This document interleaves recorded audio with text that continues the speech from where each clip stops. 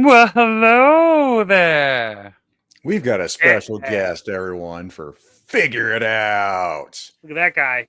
Hey, This Jay. guy in the corner. I pointed in the right direction. Yay! Go get your lottery tickets today. It's YoJoeJerk. Get your shake weights ready. Yeah. God What's up, bless. Everybody. We had like all the motions on Mega Powers tonight. My God, dude, I was cracking the fuck Yeah, up. I just have to I encourage all the lunacy. So Every time Gaines apologizes, like, dude, why? I know, but that's just Why? how he rolls, man. He's He's a used good to guy like that face-to-face customer service where you have to apologize. It's Yeah. like, I'm sorry, I'm going to be me. Just be you. There's no apologies, buddy. Yeah. we're double watching stroking glizzies. You know, it's just Unapologetically Gains is another merch shirt that might be something. that sounds like his first album, Unapologetically Gains. And he's got like the whole bow tie taken off, kind of like a Rat Pack kind of deal. Black right? and white. Yeah, He's got a glizzy instead. Oh, glorious. There's so many. I'm not saying I want the meme like army to make that happen, but I kind of want to see a Rat Pack. Oh, it's gonna happen. Believe me. Like after him with a hot dog, just after this week, merch is gonna happen. Like I have a notebook full of t-shirts and shit. I just didn't want to do it. Sugar Gains has to be just like it, number one with a bullet, right? Oh yeah, there's so many Larry Gaines. I got a good Wolf, one for Wolf Larry of Street. Yeah, I don't remember which one that was. There are so many. So you know, like I'm gonna do it. I'm gonna do it finally. It's just you know, yeah, like they just any fulfillment company robs you. You know what I mean? In the end, like they give you nothing, and then they usually send out shitty subpar stuff. So I worked with the company briefly, like when I started like getting monetized. I had shirts and a hat and stuff, and nope, I got rid of it right away. Once they mailed it to me, I was like, nope, I would not put my name on this for this kind of money. So wait, we've got a fake membership chat from Stacey. Yes. Yes. So good. I think it's our first the hell are you talking about? I don't know. It's been a week. Holy mother. Zakainen's high, so there's that. Yeah, man. It's Yeah. We're going to clue everybody in. I'll say this. I never want it to be about me. I can use some positive energy in the universe. Besides having a surgery, which I'm not going to show here, it went well. Cool. Great. I didn't want to talk about that. My little boy, Sammy, my Sammy cat ran away. Oh. Yes. Right on security camera. Wife never fucking knew. So he was out for like 12 hours. So he's out running around, catting around. I've been super bummed. Got some positive energy. So shout out to the chat. If you guys want to send positive energy for my boy Sammy coming back, hell yeah, please. So if I disappear, I'm watching security cameras now. If for some reason like I gotta go, and I might leave my fucking camera on too, Mikey. I don't know, whatever I can do to get. You might have to like bump me or whatever. Don't worry, I'll figure it out. He'll get hungry. He'll come back. That's how it works. He'll be gone for hours and hours and hours, and as soon as he's hungry. Oh yeah, well he ran away 15 years ago. Now, granted, he was around 3 or 4 years old at the time. My boy's 17, 18. He was gone for 2 fucking weeks and came back like he was been in Club Med. I mean, he was just like, boom, svelte. It's like, what the fuck? Mother, he had to survive, you know. So. Yeah, shout out to Scott Hughes. Because he told me not to give up hope, and it was a rough day, and Sky, I appreciate it, man. Yeah, so, thank you guys. I had an escapist for a long time, and the best I could tell you is, especially because he's old, he's been just fed by you, so he's gonna be like, where's that guy who puts the food down? Wait, I hope so, because man, the tall, pasty one. Where's the sun? I require libations. That white Vader, by the way, on Mega Power, like, fuck, I gotta have that. Yeah, he's got to ride shotgun with you in the car. I gotta get fucking albino Vader. That's gotta fucking happen. I'm sure he's easy to get too. I don't think he did well. I was just, to me, I was like, I love that comic book, so I think it was called like Infinities, and that was their version of the What If series. So good stories. I'll try that out. Graphic novel. They did one for Star Wars Return or Empire and Jedi, and each one of them is really cool. Like, is it actually worth reading? Well, yeah, one little thing happens and it changes the story, and then you see how it unfolds. Like, it's neat. It's neat. So was it Dark Horse who did it? Yeah, those were Dark Horse back in the day. I would say they probably made those around like 2007. They're probably individual or in like omnibus or something, but they're definitely a fun read if you like old Star Wars shit. I've got a few. I don't even know if I actually read all the Dark Horse stuff that I have. Albino Lives Matter. I went with Translucent Lives Matter. I just went that one step further. So what we're going to do tonight, we're going to do the meat, right? That's going to be the topic for tonight. We're going to talk about the covers that killed the originals. Now, these we're going to start off with one right off the bat. We'll get into it, but guys, if you think about it now, you know what cover songs you're like, this is better than the original, or even equal to.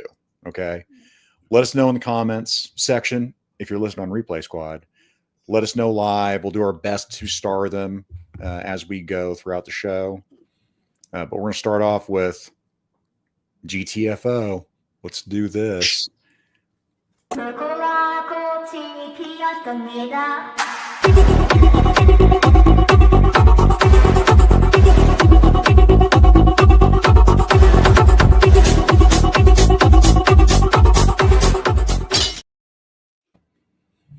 Oh, my head won't stop rocking.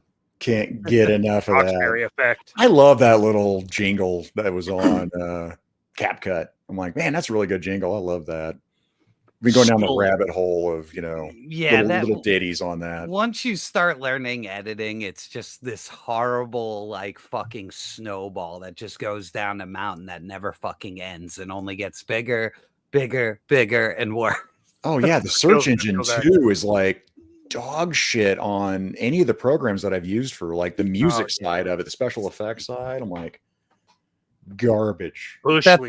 That's why I make all my own music, sir. Brother, that makes sense. So, like, if I was talented at all, that's what I would do. Anybody, you don't need to have talent to make music nowadays. Oh, well, shit. You just need to know how to prompt things if you don't have that. But the AI, I play music and I use AI, so I use them together because I don't have a band. But see, that's when you've got that. You may not have somebody working on some legitimate music. Yeah. That's what I do, man. Like my main theme, me and my friend did all of that, and he mainly did all the programming on it. Like it, so. What have you done?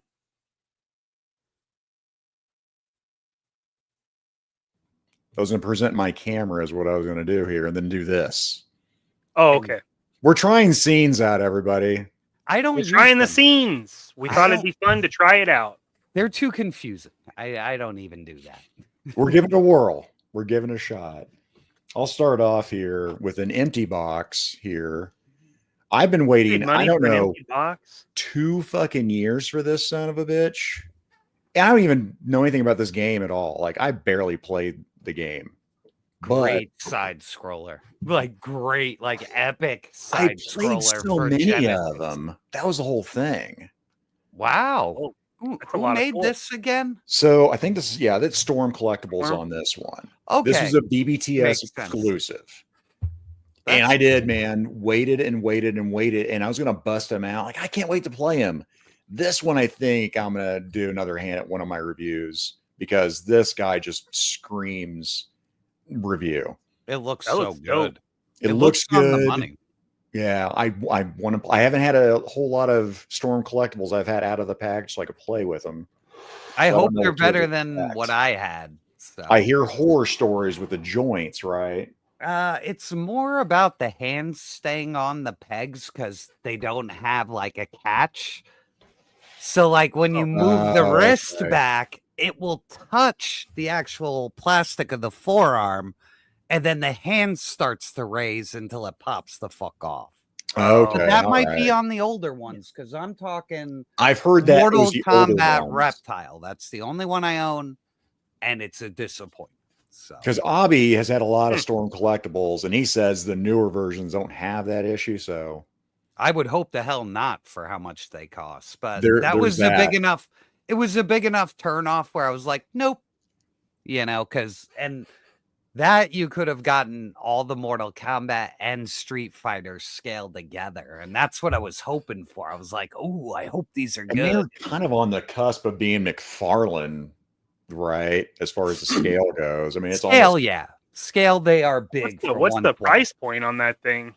I think it was $90 on BBCS. Yeah, they're brutal. They're brutal. $90. I think it was $90. But they are a big beefy chunk of plastic. But yeah, to collect those lines are too expensive. Like when I'm in that neighborhood, you better be giving me multiple fucking heads, crazy accessories, soft goods. Like I want a little hot toy for that money. You know? Yeah. I'm gonna require a reach around and some fucking eye contact for 90 goddamn bones. Oh yeah, I wanted to show you guys too. I went to Ben Tigra's leg.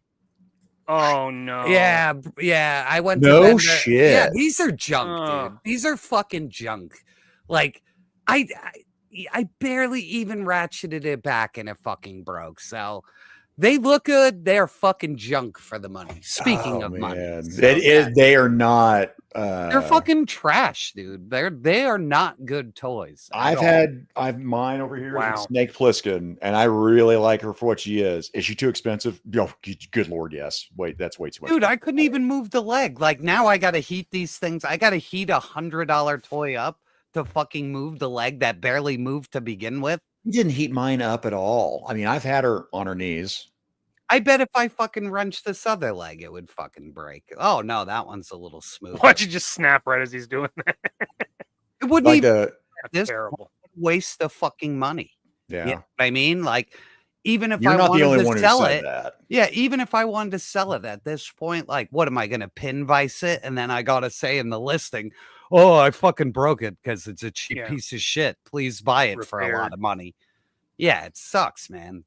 That sucks, man. It sucks, man. It sucks. It sucks, man. Sucks, man. Yeah, it happened to me yesterday. I took it off the shelf. I'm like, maybe I'm a dickhead. Maybe I am bashing these toys too hard.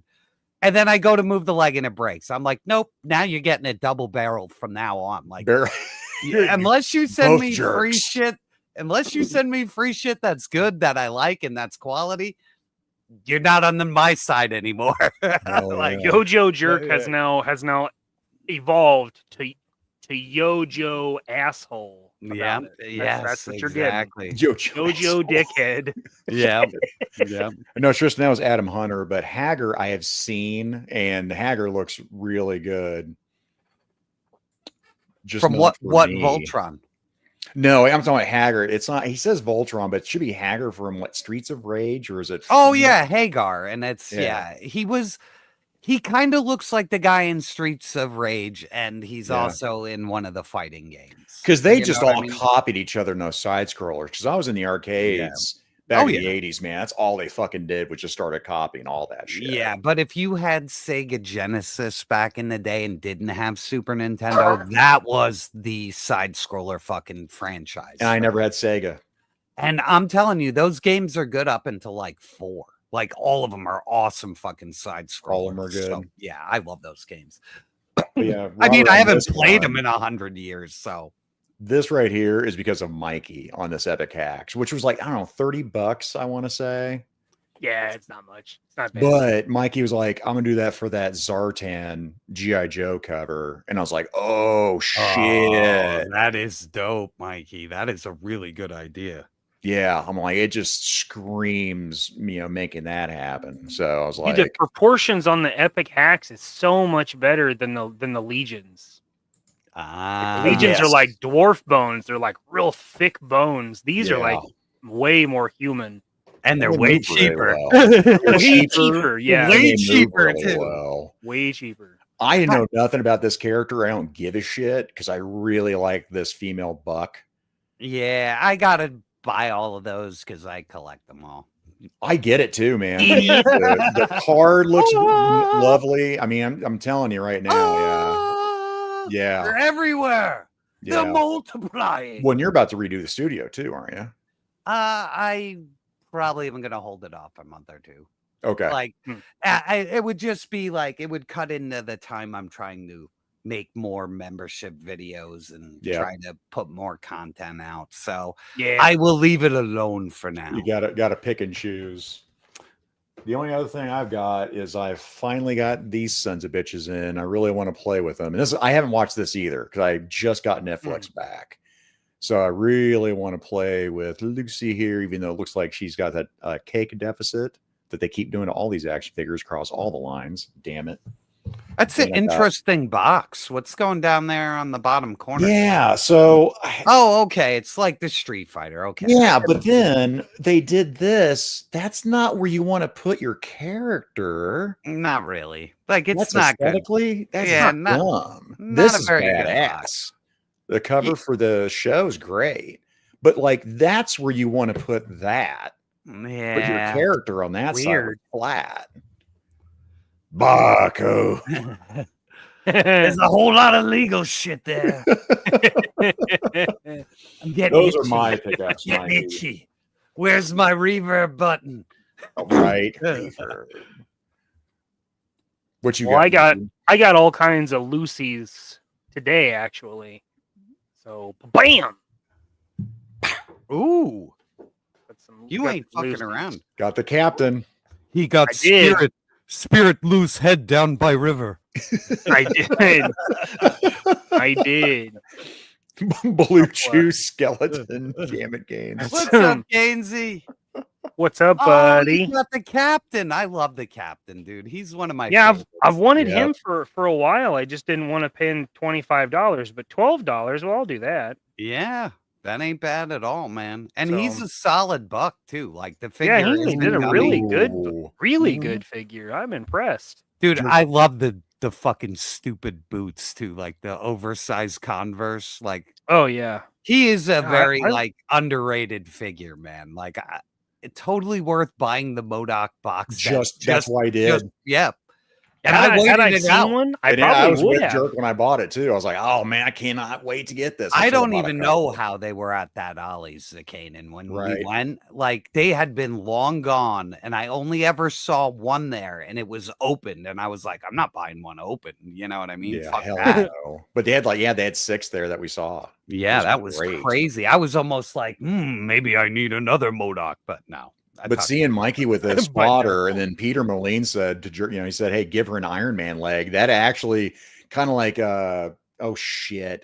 Grindhouse, right? Yep. Rose McGowan put like a fucking gun on her leg or some shit. Ooh, did you get a ripcord too? Is that ripcord? I got Crazy Legs because because it's the quilted suit, so I'm gonna make an Daredevil out of him. Ooh. So this is gonna be a red and black. I think make sure you heat that one up. I think that's the one. I heat all of them. I don't risk it with this shit. Okay, I was gonna say I know the HasLab fucking one is one. That's the figure that the leg breaks. Yeah, so. I didn't have any issues with mine, but mine either. Mine was fine. I'm gonna test it out with this one. So yeah, so I got Joe Bits was running a bit of a sale, so I got some shit. And then I got in bed eating a bowl of cereal while you watch boy. You son of a bitch, Gaines. Yeah, all that Frosted Flakes talk from earlier. He knows I gave up cereal. It kills me. Like you son of a bitch. It's like the only thing in my life that like I love, dude. Like when Halloween would come around and it was like Frankenberry time. Like, oh man, I got excited. This year, passing it up was like fucking breaking my heart, dude. It's like, terrible for you. It is absolute garbage. It's awful. But it's straight garbage. Well, it's every once in a while. Process. That's when I cheat. I cheat on Halloween. I get me some fucking Fruit Loops. I fucking love the shit out of Fruit Loops, man. Well, I made it a whole year, so I think I made it a year plus. So I think this coming Halloween, I'll treat myself to some Frankenberry. You'll find the jerk dead with like 10 boxes around me. Just die of like red dye poisoning. Gaines talks about. I don't want to eat oatmeal. It's so. I'm telling you what, though, for Gaines, I'm thinking he just takes like those white powder donuts and like dumps them in a fucking bowl and puts milk on them and calls it cereal. Oh, I would. Dude, I've had that cereal. It's pretty good. I would be. I don't know how Gaines is even the size he is working on an Entenmann's truck. Furious masturbation. You guys don't know because he's got the discipline, man. I have a hard time resisting Entenmann's just walking by it in the grocery store. Me too, man. Just riding around with it all fucking day. Yeah, they put it right on those end caps. It'd be like fucking Scarface at the end of the movie. I just in the back of the truck, just piles of wrappers. Strung out on Entenmann's. Okay, I'm eating more. Look at that monster belt, Jesus! That is huge. It's a snap bracelet. God damn! Oh, so you can power up like Happy Accident. I put that on. Happy Mr. powers up. I love that shit. Mr. Fix-It body. I'd slap that. It was one of the. Mr. Fix-It it was one of the freebies he included with my shit here. Hell yeah, then I don't know if you guys ever go on eBay and go with Fodder Kingdom, but I got some shit from him too. Ooh, what are you planning with those fucking bodies and multiples there, dog? All kinds of stuff, man. All kinds of secrets. I got all kinds of plans. I got like 20 figure builds to do in the next couple of months. Whoa. Who knows what's happening? The orders are coming through like crazy now. Well, I got 2 shows back-to-back weekends. I gotta. Yeah, you gotta have inventory. I gotta prepare myself. Have inventory. Operators are standing by. I did that all week. Oh, wow. It's like Carrie. No! It's like Carrie Schwarzenegger. Call now! Call now! Call now! You got to call now! Do it! Pick up the phone! Get to the phone! The digits! I'm in a hurry! You got to pick up the phone! Call the goddamn number! I'll start executing babies! You want to see me rip the feathers out of a turkey? Well, you better pick up the goddamn phone. Remember with Pete last week, we were like tight. We were not tight tonight. We were off the rails, right? No, I'll bring it off the rails horribly. That's why you don't see me on too many shows raw dogs other than my own. Tonight we're raw dogs, man. We ride. Oh, it's so nice. I don't have to do anything but talk. It's such a stress relief. Yeah, man. Just sit back and just chop it. I am chopping away. That's my pickups that I'm sharing today. Who is the one next to Saw Viper? I can't tell what body that is. Just another Saw Viper. Oh wow, that is a little tiny buck under all. Oh, you took an overlay. He doesn't have the diaper either, so he's missing all the arm stuff, this and that. Hey, diaper lady. Ooh. I left the rosebud in there. He has the same relation as Maximum Spider-Man. Whoa! Same range of motion. There you go. Backwards? I think it's better backwards. He's got some big beefy legs on him too, so that looks all kinds of wonky. Oh, full Van Damme without the diaper. Full Look at that Van Damme. You mean the wrench guy? Okay. The wrench guy. The wrench guy. Yeah. The 200 guy. And now the 200 guy. Yeah, the wrench guy and the 200 guy. Legend Series. Oh, what's up, Tai? Tony. Hey, Tony. Guys, you got to check out his wrestling deal on Sundays, man, on Legend Series. So funny. I only got to watch half. So I didn't even get to see myself win. I didn't. Oh, I was about to ask which half did you get to see yourself? I didn't get to. I left the match beforehand because, like I said, I'm trying to get ready for Gaines' show, and I tried to get my review done early this week. So, all my normal hours of watching were off this week. So I didn't find out until he made the Facebook post, and then I went back and watched the replay. I'm like, yeah, I cheated my way into the win. So it was glorious. Oh, it was fun, dude. That the whole thing he's got, it's genius, man. It's so much fun. Well, then we can do our own promos too for it. I'm like, oh shit. And not only that, he's perfect at calling it. You could tell he was having so much fun.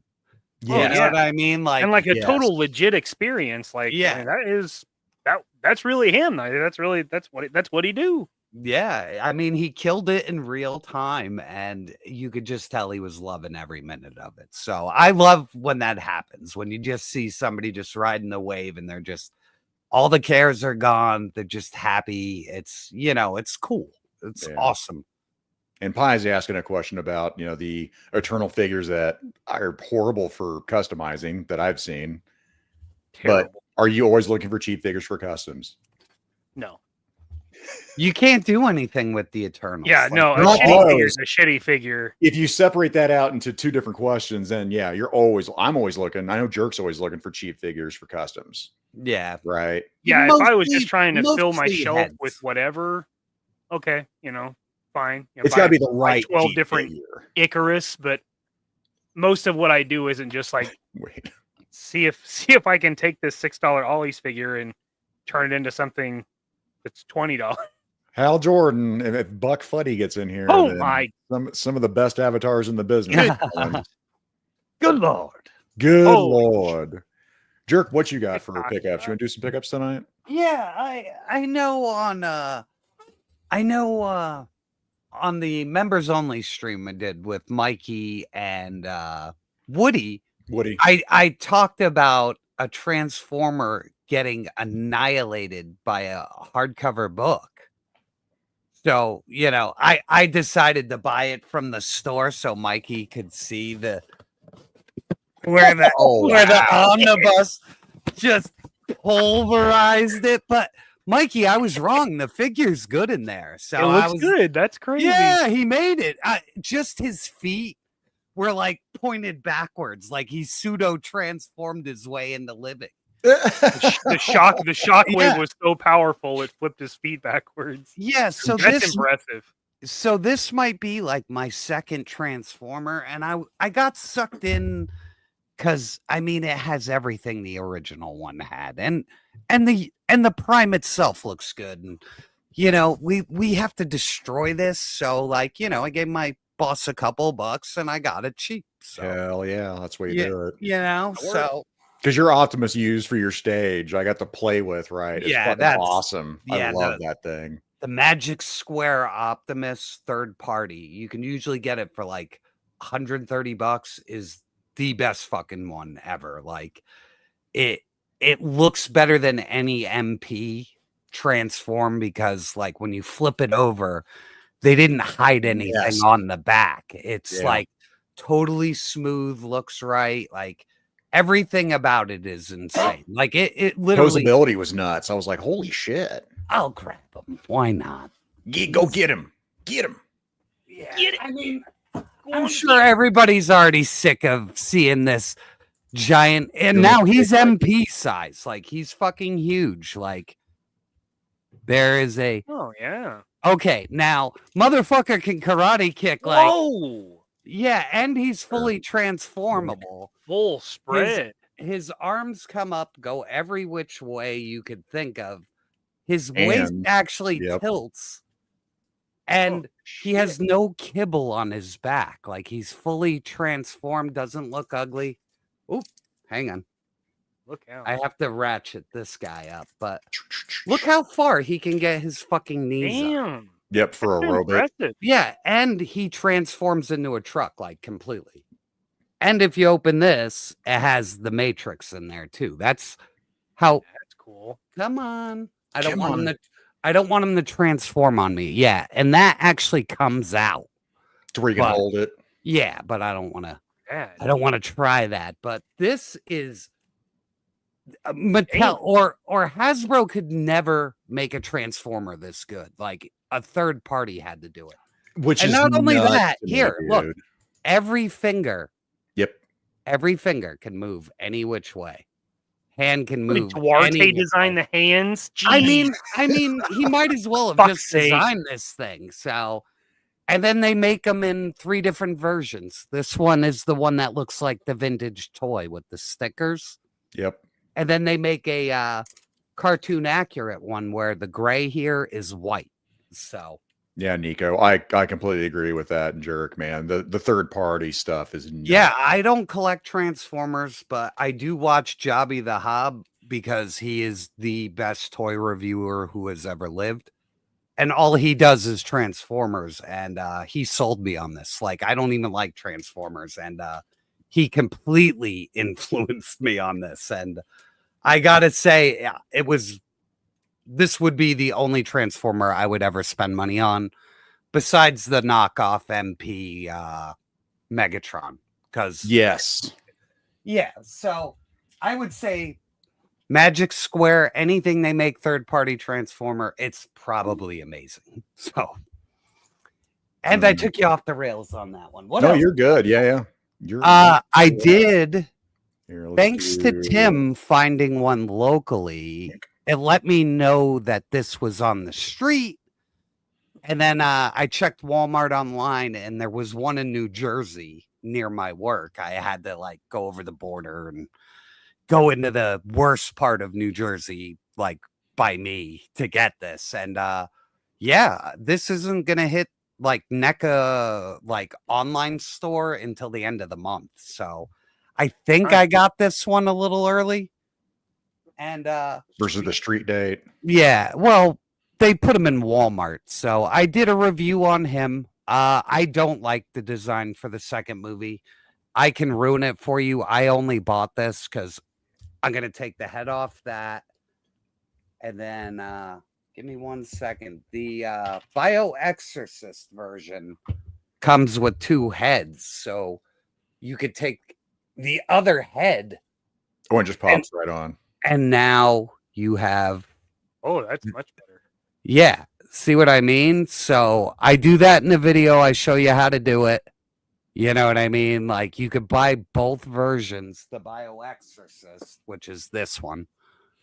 He comes with that head, and then he comes with the guide hat. Oh, yeah. So you could use this on that figure, and then take this one, move it over to this one, and you don't have that shitty ass. That head sucks, dude. Well, no, it looks exactly how he does in the new movie, and he looks like an imposter. It doesn't even look like Michael Keaton. My comment stands.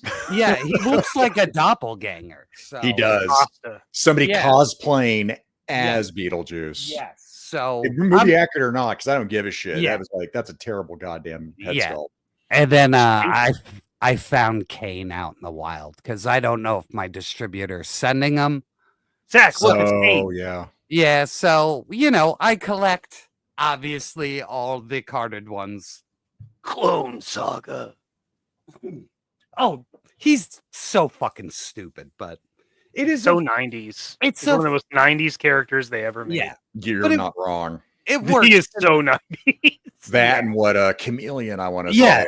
And this is the reason why I went to Image Comics instead of continuing to read shitty Spider-Man. Like, like Spider-Man, like after, like when this stuff starts, that's when it all goes downhill for about 9.5 years until like Image went boom, boom. Well, Image kind of, and then somebody actually was like, let's actually put out indie books, and they did, and they did really well. So. But I am going to open this Prime while we're talking. Oh, cool. Yeah. You do that, and then I think we just jump in our next segment. Let's do whatever you want. Let's do it. I'm ready. You ready, Mikey? Yeah.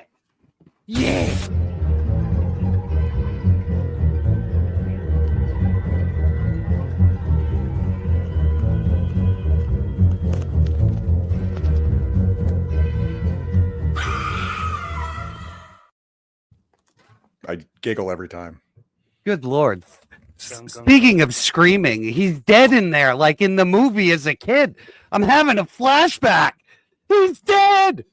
The horrors. I'm not having a flashback because I still haven't watched the fucking movie, and I'm not going to. What are you? It's a matter of fucking principle. I'm right there with you. I don't give a shit. Give a shit. Fuck that movie. I don't give a shit. You see this fuck? Yeah, me neither. I don't have one to give. I'll tell you what, though. I swear to God, at my funeral, now I'm gonna get cremated if my wife listens to me. Oh, here we go. Yeah, like he was showing. This is exactly what I'm talking about, man. Fucking Hasbro and the back kibble, dude. Like, this is garbage. Garbage. What the fuck, man? Like, A third party. This is what I'm talking about. Fully transformable. This thing transforms into a better truck than this. Yep. And they can't figure out how to hide this. Right. So, what was the price point? I mean, not for you on that. That was a sale. The omnibus. Which one? Oh, this guy? Yeah. What is the normal price point? Oh, I would say like probably $120 on that. Which, I mean, the difference between a third party, that's nuts. Yeah, and like all you're getting is like you're gonna get a trailer. Yeah. Yep. And that's gonna make up the difference of, you know. By the way, shout out to Talib. Getting the Transformers. Getting and then getting this monster. You know what I mean? Like I'll go buy a third party fucking, you know. I'll buy it.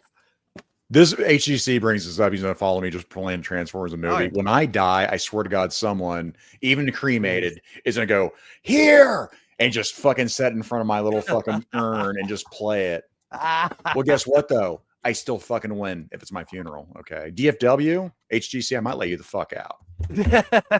After Blake Tarpley. Yeah. Get Blake Tarpley. I'm gonna give him out first. Give him a power bomb. And then what I'm going to do is I'm going to drop the people's elbow in HGC. Oh, shit. People's elbow? Yeah. And then RKO out of nowhere, and then followed by a fucking diamond cutter and a stone cold stunner. Oh, Jesus. Okay. Jesus. HGC. That's everything in the book. Hold on. I have literally heard your bones crack just sitting in the chair. Are you sure about this? Oh, no. I won't make it out of that fight alive, Mikey, and that's not what I intend to do. Okay, that's kind of nice. They give you this.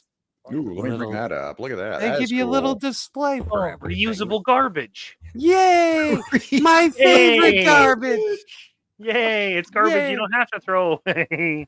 Well, that's what they did with that Streets of Rage too. They gave you a little kind of like nice little backdrop in there. Oh, all of his little fingers hard to see in there.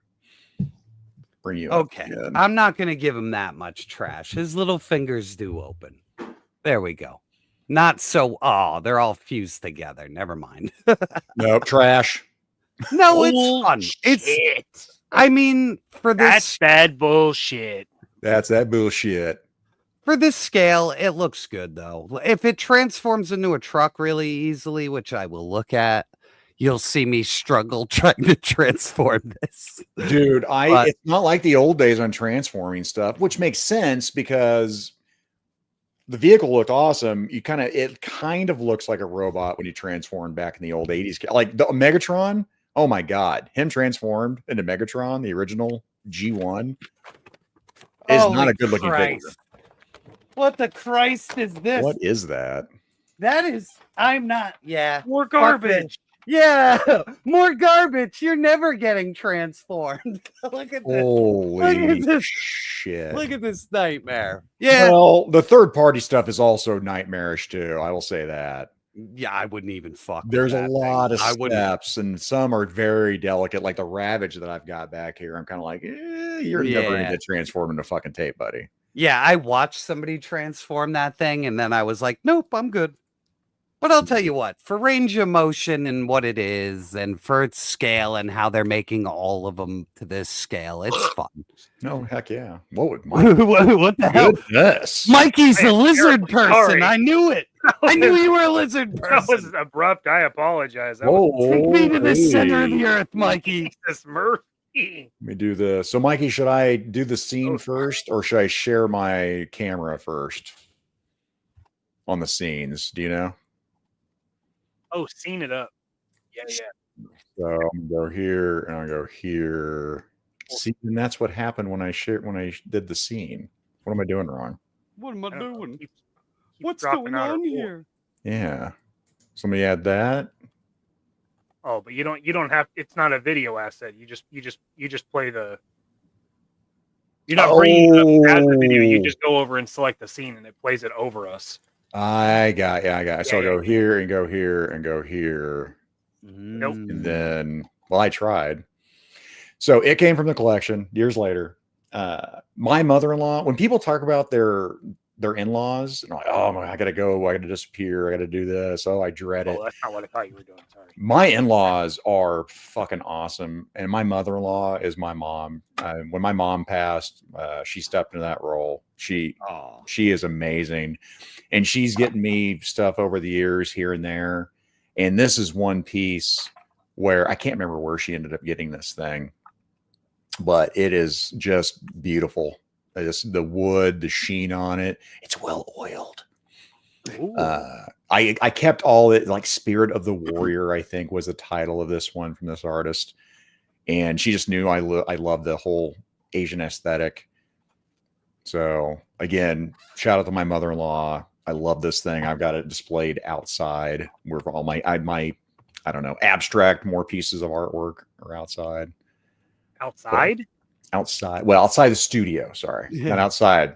I don't go outside, man. Obviously. The Alabaster King. Yeah, come on, man. You know, I've got the it's like a jellyfish over here. Yes. Beautiful as it is. Mike, you got something for It Came from the Collection? I got a little goofy project to share with the peoples. A little bit. Oh, yeah. Oh. Very excited about this one. Focus. Ooh. Space Ghost. Nice. Yes. This project is a long way down the road, but I wanted to go ahead and start cultivating parts. So I got my white buck. I got the red robin head. So that looks really good for a Space Ghost. So I'll just have to find the small pieces, get the cape, probably sculpt a little piece on his neck there. But like I said, it's down the road. But Zakainen and I have been talking about it for like a month now. And well, then it was like the last time we talked about it was right before he passed. Yeah, the day before. It was nuts, man. So there's Space Ghost. Work in progress. Nice. Hell yeah, buddy. I'm so excited about that. Yeah, that's what I would like to see you take to like DFW, besides your own personal collection, right? It would be cool. It would be cool. Jerk, what do you got for It Came to Collection? You want to randomly grab something? Let me see what I got laying around, because you know me, I'm the king of preparation. Well, that's what I kind of like when you just like look around your room and go, you know what? I want to talk about this, and just grab something randomly. I have this box that had Hot Pockets in it that I forget how much I like Hot Pockets. I love Hot Pockets. All right, I got a fun one that you guys see in my set all the time. But let me try this scene out here, Mike. Let me go here. I love this stupid little Waldo figure. And I love hiding them all over my collection. Like, it's a little joke I play on myself. Like, I just put them everywhere. And then he ends up in my set all the time. He is incredibly articulated. He fits into everything really well. Who made that one? Blitzway made him. And they're the ones who make, like, the 1/6 scale, like fucking Ecto ones and shit that are made out of like metal and crap. So they made this Waldo character out of just, I don't know. I saw him. I think Tucker Art made a joke about him a long time ago. And I was like, this is an amazing fucking figure. So when I had the opportunity to get him cheap, I just picked him up. And I would almost liken that to like Chester Cheetah. I didn't want it until I got it. I'm like, wow, this poses really well. Yeah, it's a fun fucking toy. Yeah, I love this. And I got the deluxe version. He comes on like a big book. He has like a cane and a backpack and like all kinds of other crazy shit. But I just put him in vanilla style. But for anybody who keenly watches my backgrounds, they always change, and I do move him around in the background. So, I even got behind the scenes to Jerk when he's like, "Hey, sometimes the back will just completely change, and that's because of this reason." I'm like, "Oh, really? Okay, oh yeah, cool." like I'll say it here, but like, sometimes I forget to fucking film things at the beginning, like when I'm like, "What's up, everybody, and welcome back," and blah blah blah. Sometimes I'll forget like doing a part of that, and I will go back to like a video like 10 back and steal the footage and put it into the newer video. And like you have to have the keenest eye ever to catch it, but like you'll notice everything changes in the background for a second. And then it's back to normal. And I will tell you, it happened within my last 3 reviews. So, like, because you're getting back into it, right? Well, sometimes you're just like, you're moving the camera, you're moving lights, you're changing apertures, shutter speeds, all that stuff to compensate with light. And you're trying to maintain an order of how you're filming that sometimes you just forget to do something that you thought you did. Yeah. And I will never, ever overdub a video. Like I will literally come back downstairs and reshoot it. Like I don't overdub anything. Oh, because he tried that. We had a whole conversation about it. And then it's just like, you just don't like, it's just not, it's not it sounds like you did it. No matter how good you are, the cadence you're speaking at the time, it will sound off. Rehearsed. So, it'll sound off. Yeah. That's the best way. See, I like when I do my videos, I have to overdub because I have to increase the speed so much because you're not going to watch a 4-hour video of me painting. Yes. Like, nobody's doing that shit. Like I condense it down to like 20 minutes and there's just no way to compensate an overdub. Yeah. The only way to do it is like you paint for a little while and then you give them a tip and then you speed it back up and then you do it again and speed it up. And I did that painting video, but like I lost my heart for it. Like when you know, I was like hours into filming, the disaster happened. I was like, nope, I'm done for a while. We'll get back to it. He's sitting there taunting me. He's okay. He's repaired. I have the footage. I got to go back and finish it. It was just, it was one of those times where like you just wanted to take everything on the table and just, Yep. That right now has been my Batman Beyond fucking Batmobile. I have done this motherfucker like 3 fucking times. It has been a nightmare, but I like that I'm having it. That way I get to fucking troubleshoot and go, what the fuck do I want to do? Like, reshoot the whole thing now, 3 times over. I'm going to try a voiceover and try to be funny with it is what I'm trying to do. Oh, it's so hard. Like to me, it's easier to do it natural. Like just, to go back over and do a voiceover on anything. Like unless I think I did it once, like on my 3rd or 4th video. Cause like I still hadn't had the flow the way I wanted it. Yeah. And I just like, I remember doing it and being like, nope, never again. Yeah. I can't like, it feels like commentating at that point. Like at least when it's in my hands and the thoughts are in my head, you know, it's all happening together and I don't have to worry about like, oh, that timing's off from this or like, this isn't matching with that. At least it's all just locked together. So, that said, I'm still going to try. And we talked about this when I visited, just because maybe it does work for me. Oh yeah. No, it hasn't so far, but I'm going to try it out. Yeah. Try it.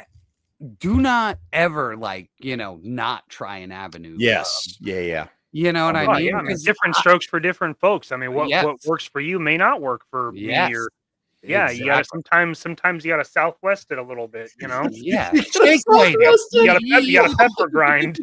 Yeah. Fucking turn it upside down and Southwest. Yeah, you never rub Southwest style. I don't think fucking square. He's putting the rub on it, Southwest, baby. Yeah. I've seen milking where the guy's on a table. Anyway, let's get back on track here. Sometimes you got a Southwest and pepper grinder. And it's Southwest Cajun style with ranch. You got to watch out for the pepper grinder. No ranch. God damn it, dude! If you Southwest me, there's going to be ranch. I'm not southwesting anybody. That's for me, baby. There's going to be ranch, Daddy. I'm not southwesting you at all, ever. You can southwest yourself. I don't care how big this show gets. You ain't southwesting me. We're not southwesting friends. My God. I'm sorry you took it that way. My apologies. Oh my God. Here's my obligatory. I love my wife. I'm just good Lord. I'm glad I've contaminated your show with. Oh my God, we're never going to financially recover from this. God, we're gonna get in the meat. Fuck it, let's do this shit.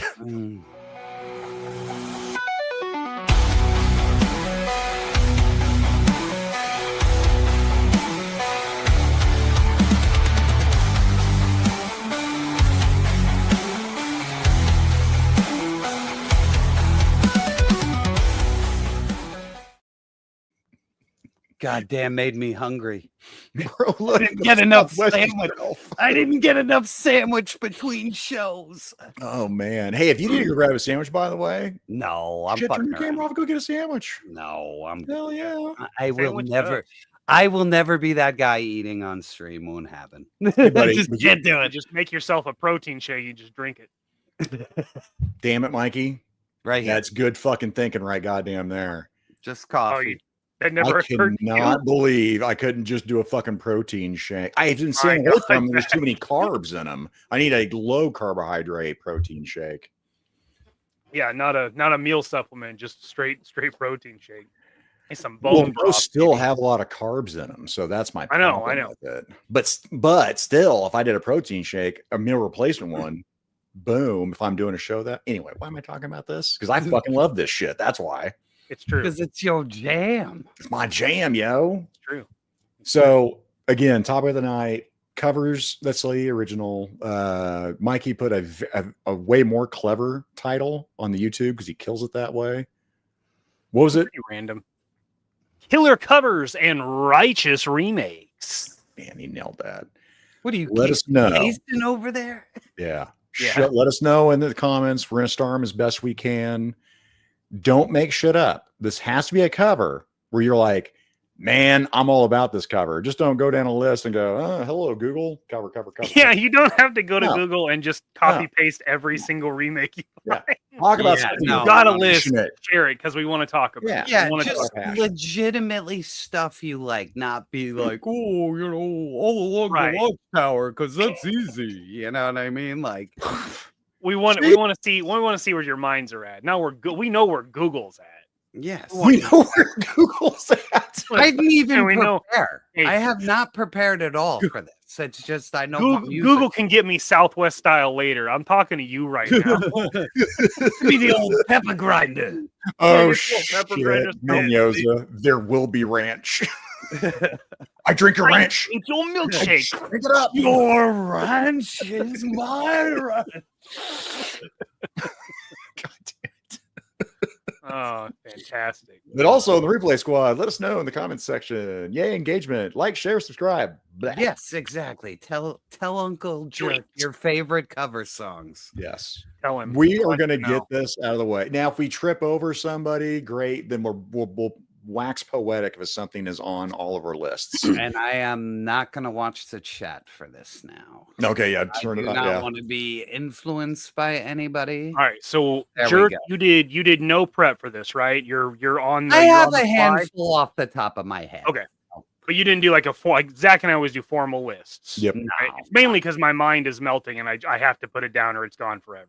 Normally I would have, but I had so much show prep and like a fucking video to do today. Like I have literally. You also had your own show tonight, so yes. So I also had. Understandable. Well, I had all the prep for that show, right? Today while editing, and I also had a corrupt file this morning in my review, and there was probably about like 5,000 things I had to look at this morning over the course of 2 hours to find the corrupt file. Yeah. So yeah, no prep, but I know my music. I listen to music every day. You do, which is why we wanted to do music with you, because that's a big. Well, it's an interest that rarely happens on your show, so that yes, for all of us. Well, music, like in my sphere, like I'm a little bit of everything, just like toys, like how I dabble in everything. I dabble the same way with music. Yeah, like J-Mac is saying here, he's been prepping for this for over 40 years. Hell yeah. I was born for this. We're doing 5 songs, right? Our 5 favorites. I have a list. I went Zakainen style. I have a list of 23. He went to town on this one. However we want. This is something I've talked to people about, like how awesome covers are and how they can like totally change the meaning of the song and all that. I love this shit. Oh yeah. So I'm super excited about it. But we have one that we want to get right out of the way. Well, here, not on anybody's list, but everybody loves it. Do this for me though, Mikey. Do you have that community one? Yeah, I was like, you have something you want to shout out real quick. So we're bringing out a new segment that may not be every week, but it's something we're going to put in the works. And we kind of did it early on as kind of a joke, but we actually like it now. We actually like it. So without further ado, thanks for giving back to the community. What community? There's a community? Yeah. Is looking at you, kid. Community shout outs. Ooh. Shout outs. Somebody that deserves a shout out. This is Mikey was wanting something I thought was a great idea of positivity in the community. Something where just a little somebody helping out somehow, some way, and there's all kinds of different ways. And that's our struggle. It's like, well, what do we want to showcase? And I will say for helping out, besides Scott Hughes being an amazing person, friend of me here, I'm going to say this was his idea because he really wanted Jerk to talk about music. And he was like, hey, you should do a top 5, covers that are better than the original. Well, then the shout out also comes in not only doing that, but as I've had a rough week of surgery and my cat running away, he literally made my list for me unknowingly. On Instagram. He's like, here's the covers that I think, blam, blam. And he had everything but 2 songs for me were on his fucking list. Like, well, fuck. Okay. Now I don't have to go down that rabbit hole. Thank you. Damn. Again, it was unintentional. But yeah, shout out to Scott Hughes. That right there really helped me out. And we've had other people that have, given us ideas like Brian King for favorite fight scenes and whatnot. Yep. So for positivity, we want to highlight that shit. Very nice. Very nice. And that's what you should be doing. That's what I have always tried to do is shout out other channels and give people the leg up that I never had trying to do all this shit, started from ground zero with barely any help, you know what I mean? So any kind of shout out is good. You know what I mean? It just helps get your name out there and all that other shit. So, well, yeah, to wax poetic again is, Jerk had me on and I didn't have anything. I had like maybe, I don't know, 5 followers or something on YouTube. Yeah. And he had me and Jeff on. And then ever since then, it was Chad and then 3POA and then just kept on going to where it is now that, now Jerk is on our show, which is blowing my fucking mind. Oh, I'm been waiting for you guys to ask. I've been waiting. Well, again, we don't want to bug you or Gaines because you guys, you got to work too. The next day is brutal, still, right? You guys are always on the show. Like, I would bend over backwards to do anything for you guys. You know what I mean? We appreciate it, No, man. we do, brother. I appreciate you guys. You know what I mean? Like, you guys always spice up Monday. You're always fucking helping. Like, you're just a part of the team. It's awesome. I love you guys. So. All right, gay. All right, let's stop all that. Okay. Nope, I'm all gay. All gay, baby. Love you too, bro. I love you. Let's see the rainbows. Put the rainbows in the chat. Thanks a lot. I'm taking rainbows back, okay? Taking them back. I'm taking rainbows back. Fight me over the rainbow. Make rainbows straight again. I said it. Yep. I tried to do this without instructions. That's not no. Now he looks like I thought he was I didn't know what he was doing there. I'm sitting there trying to do a Hellraiser puzzle box, which would be fucking easier than a Transformer. Dude, I can open a Uncharted's fucking box faster than transform that. Fucking made a fucking Transformer that looks like the fucking puzzle box, that would be fire. And just open a gateway to Cybertronian hell. I mean, I've got one hidden right behind here in this corner, right goddamn here. Holy shit, that'd be badass. I'll make a note. Someone's gonna make that. Nicotronis will probably make that motherfucker. Oh, that'd be great. That would be great. All right, Mikey, I was cutting Mikey off talking about. I'm sorry. No, this was me cutting him off due to the community segment. But yeah, we want to get a song out of the way. We have not highlighted in the chat Hurt. This is going to be the bonus 6th song that we're going to talk about. Actually, let me do. It's everybody's number one. So we removed it to keep it interesting and maybe get some variety, because I don't know anybody that this song isn't beloved by. Like, yeah, it's on just about everybody I know's playlist. Yeah, how could it not be? It's truly amazing. It's great. The 9 Inch Nails version is great. The Johnny Cash version is essentially fantastic. I mean, I like it better, and I love 9 Inch Nails. I do too.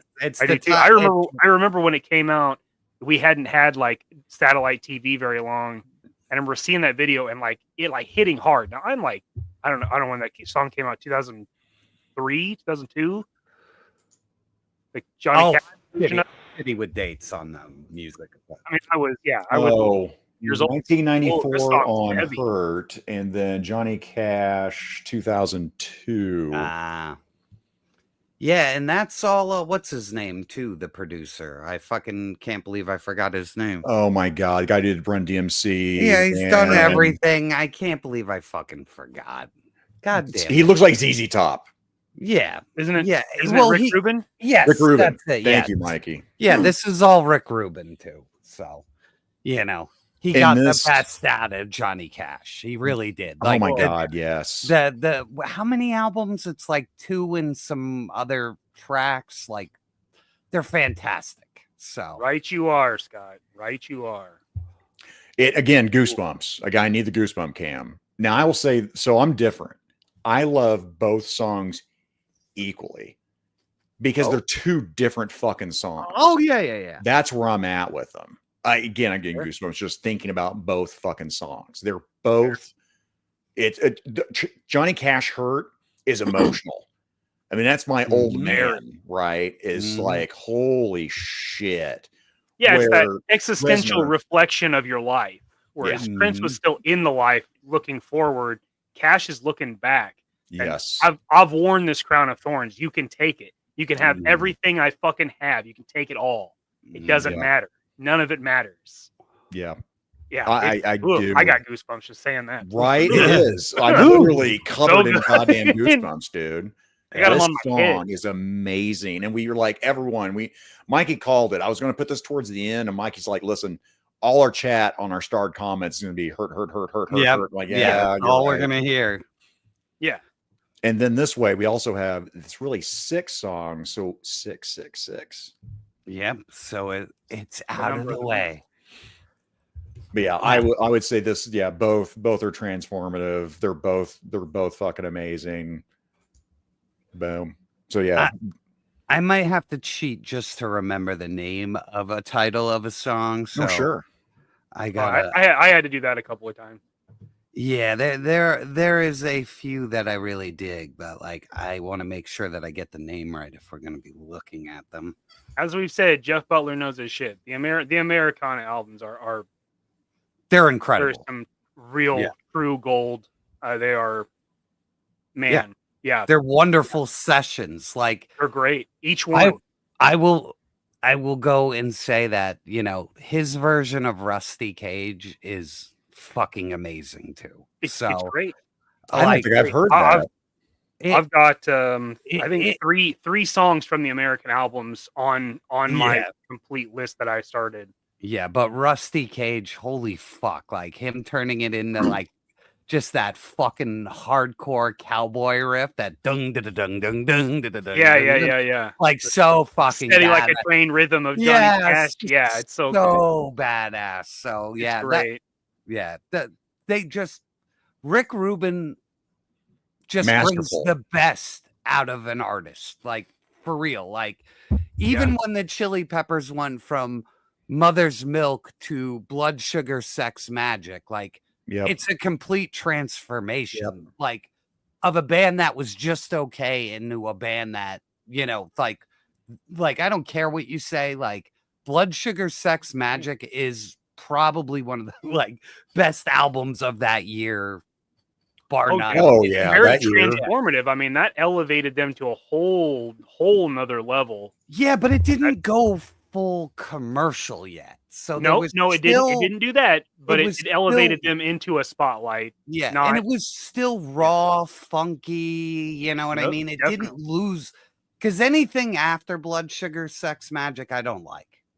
You know what I mean? It all becomes kind of gimmicky at that. Yeah, point. It's just okay. But which was Breaking the Girl on? That's Blood Sugar. Yeah, which that fucking song is and so it's not good. even that. Just the order of the songs on the album make it an album that you could put on start to finish, and it's fucking amazing. So it is a good one. Yeah, I love that album. I mean, I don't listen to it in full as much as I used to, but back in the day, that was like could just put it on start to finish without skipping songs. It's a good one. Producing Clay's best album. Now me and Gaines talked about this. It's called, there's two of them. It's called The Day the Laughter Died, and they won a Grammy for it. Like, so it's no joke. And it's Dice going into a club in New York, not billed as Dice. Nobody knows he's there, and he's just experimenting with material. And it is the rawest, funniest, evilest thing you could listen to, because you could just see him or listen to him develop material. And some stuff works, some of it doesn't, but all of it as a whole sitting down, it's like an experience. So if you've never listened to The Day the Laughter Died, part 1 and 2, it's Dice like you've never seen it or heard it. And it's the best and truest stuff he's ever put out. So I will give it to that. Like, me and Gaines talk about that because we were both really into that album. Because, literally, there are people screaming for the nursery rhymes, and he's like, no, that's not what this is about. Get the fuck out of here. He's like, this isn't where we're going with this. You know, so it's really neat to see an artist just throw away everything that made him sell out Madison Square Garden, you know. So that's another one. I don't want to. We definitely want to do comedy albums. I think that's gonna happen. I think, Mikey, right? Oh, you got to have me on for that one. Done. All right. I know all of them, man. I stand up. Believe me, if I wasn't doing this, I'd be trying to do that. Man, stand up is a rough gig too. At this age, that's all I would be able to do is this or that. You know what I mean? So I wouldn't want to do stand up. Being on stage is no fun. I've done it a bunch. Oh, I would like to do as that. A musician, I've done it. Yeah. So we're going to number 5 here. I'm going to start off here with my number 5, Diamond Head, Am I Evil? Now, again, as a young man, this is 1982. Okay. So then when Metallica did it in 1984, I had never heard of Diamond Head at all. I thought this was their song. And then someone's, oh no, that's a cover to Diamond Head. I went back and listened to it. And I'm like, oh, that was okay. Am I Evil is, when I pick these songs, these are also songs I have on my playlist. This is a recurring one. Am I Evil is on my regular playlist. It's on my workout heavy list. I love the shit out of this fucking song, man. I mean, Metallica just nailed this one. Now, I can't remember Ride the Lightning. I think this was Cliff Burton. Yes. On this one. At 100%. Holy shit. This is my favorite Metallica album. I am so torn on favorite Metallica albums, like Master of Puppets and Ride the Lightning. Ride the Lightning has so many bangers, and like, this is one of them. Yeah, Trapped Under Ice is my favorite fucking Trapped Under Ice. I love that fucking song, man. Orion. I mean, Fade to Black is haunting. Yeah, it's a great album. Like I said, like start to finish, it is my favorite Metallica album. Like, and I'm a bass player, so I love Cliff Burton. Like, he was irreplaceable. Like, Metallica wasn't really. It just became the guitar thing after this. Like, whereas Cliff was a very driving force and had a very special sound, that sound was gone after this. Yes. So, yeah, I agree. So to me, this was my favorite Metallica. Although, Injustice for All is fucking amazing. Which Metallica makes fun when they're in concert, because I was there when they were doing they did Black, and then they did something else, and I caught a concert in Kansas City, and they said, "Oh, we're just gonna do this ensemble because it's." Kirk Hammett said it was like too complicated, and I'm like, "I'm sorry, what?" They made fun and they didn't like playing any of Injustice for All, and I was like, "What the fuck is going on here?" Yeah, that's so weird, right? I mean, I liked it because it was different. Initially, I was like, well, this isn't Metallica. And then I started listening to it, and I just found myself going through the entire Power Wolves. Oh, what a great fucking song that is. Scott Hughes, Fade to Black is my email address. Nice. Fade to Black, by the way, the wife knows this. That is to be played at my funeral if she even has one for me, because I don't give a shit. I'm dead. But if I do, this is going to be played. And For Whom the Bell Tolls. For Whom the Bell Tolls is my number one, but I want to play it. Also, guess what? Ride the Lightning. Okay. All right. Mikey, what you got? My number 5. This was difficult for me. I hope everybody understands how difficult this was for me. But I think of like the ones that I listen to time and time again. I just keep them on replay.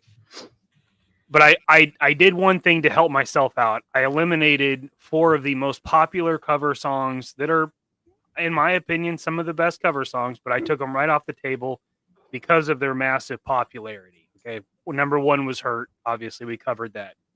Number 2 was Tennessee Whiskey by Chris Stapleton. I love the George Jones version. I'm a big country guy. I love Chris Stapleton. It's a fantastic song. It's an incredible rendition. Took it off the list. I Will Always Love You, Whitney Houston. Blows Dolly Parton out of the fucking park. Blows her out of the water. Wow. It's amazing. And then Sound of Silence, taken off the table. Yeah. Sound of Silence. We got wax poetic on that shit. I fucking hate that version. Yeah. Sound of Silence. Yeah. I mean, we went over it. I don't like it either. I like Simon and Really? Garfunkel.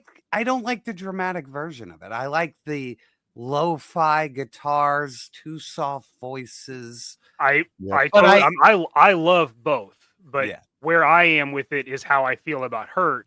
Is Simon and Garfunkel is looking forward, and the Disturbed one is looking back. Like, look, I fucking told you, the signs are written on the tenement walls. You didn't listen, and this is where we're at. Like, we fucking told you this was gonna happen.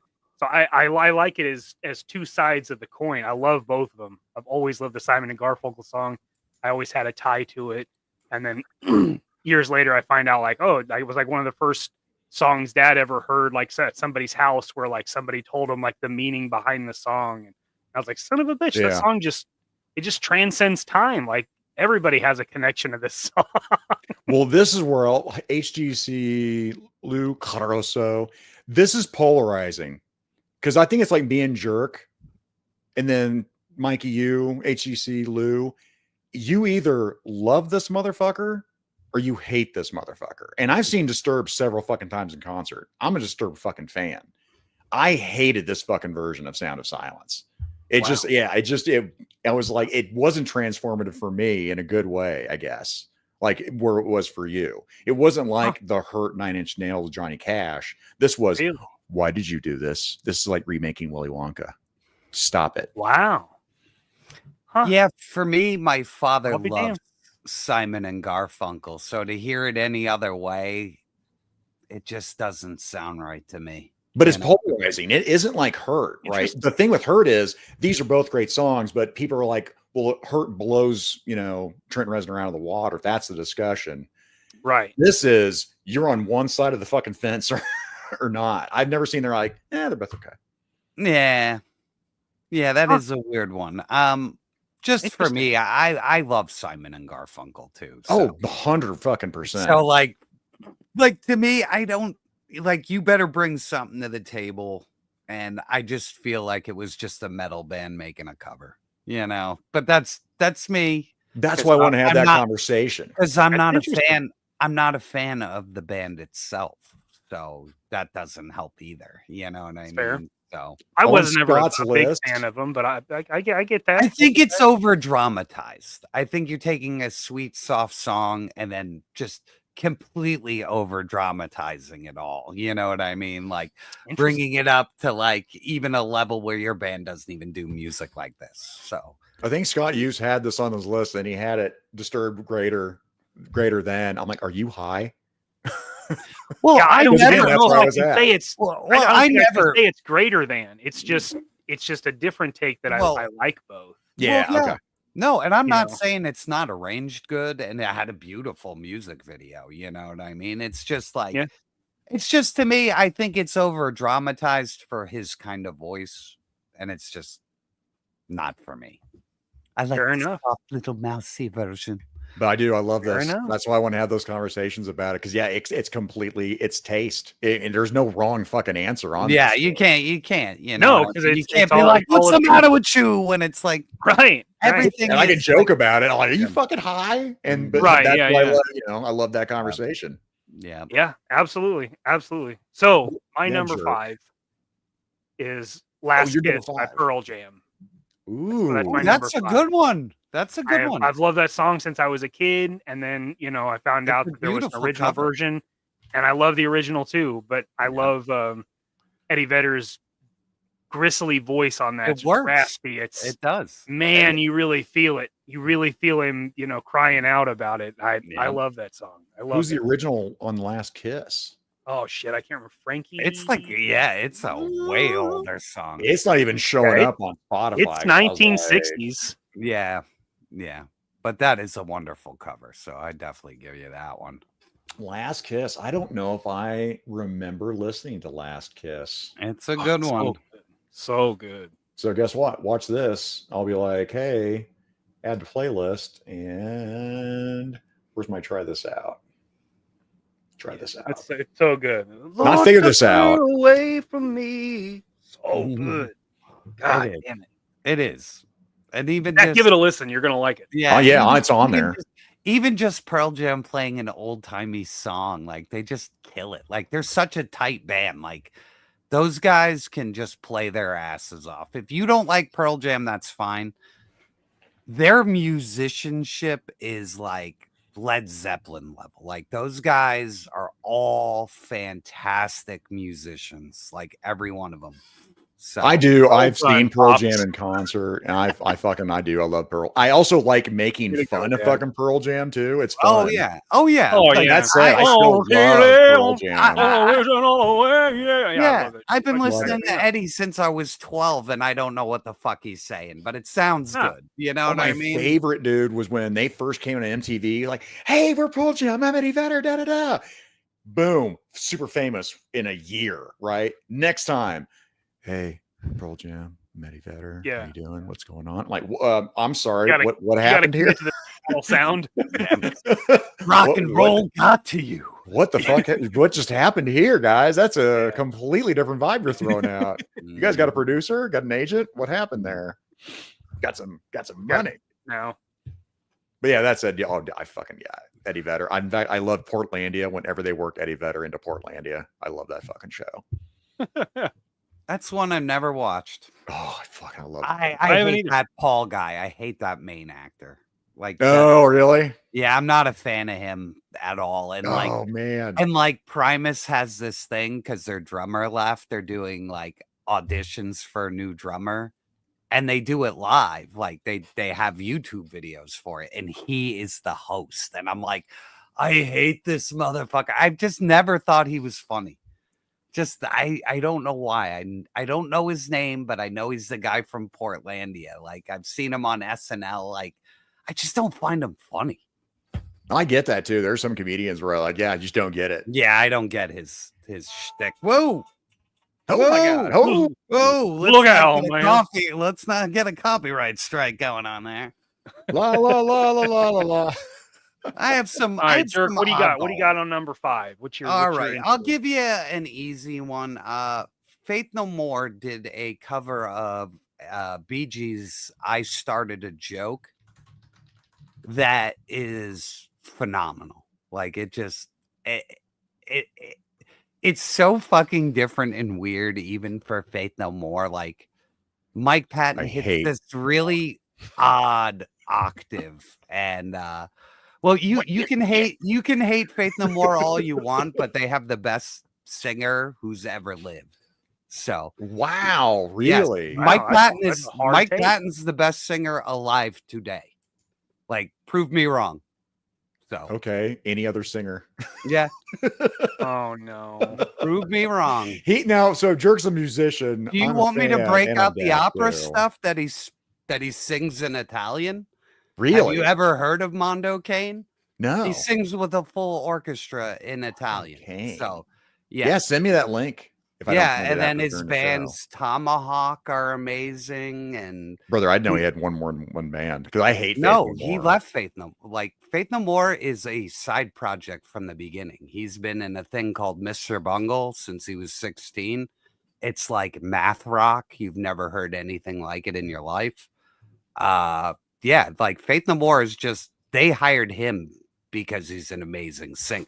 Like, yeah, I'll check it out. Because that band I cannot stand. Faith No, Mike Patton as a solo artist is probably one of the greatest singers alive today. Like, watch some videos of that guy singing live. Like, he's older than Maynard and can still hit all of his notes. Like, Maynard cannot hit notes that he used to hit.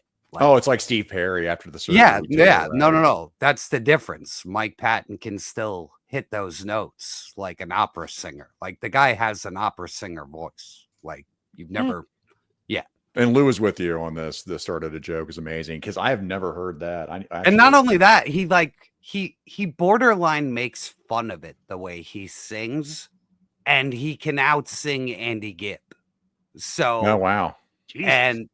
And yes. And when high register, he totally blows them out of the water on the song. Like, definitely add I Started a Joke to your playlist. Done. I just did it.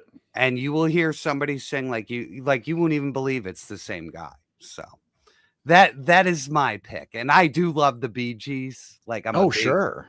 Well, I'm like first album Bee Gees when they were trying to be the Beatles. Like their first album is incredible. Like it's like a psychedelic album, like incredible. That's when the Beatles got, good. Yeah. Well, they were trying to be the Beatles, but they're still the Bee Gees and they're still awesome. So like the Bee Gees doing like psychedelic rock and songs like that is amazing. So highly recommend it. Now I got to find my other song here. Go for here. Let's go. Yeah, I got to look at my list. I'm like, I think I've got everything. Guys, by the way, in the chat, so I'm using, Spotify just for if we play songs, guess what? You can talk about a copyright strike. Well, that's not going to work. Yeah, I would love to play songs. That's not going to work, Just add them to your playlist. Play them at home. That's the fun, you know what I mean? Yeah. You could find every one of these songs on YouTube, too. So anything we're talking about, just type it in a second window and check it out. Let me close that. Ooh, the lights have been on very long in here. It's hot. You getting hot? It's hot in here.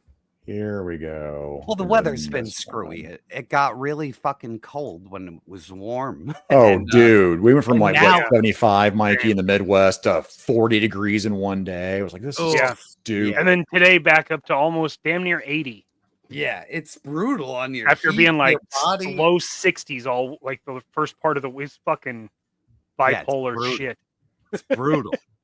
I don't know how you guys do it out there in the Midwest. We just It's screwy enough here. I couldn't imagine. Yeah, there's no method. Waking up one day and it being like 90, shit. and then the next day it's like fucking a million below.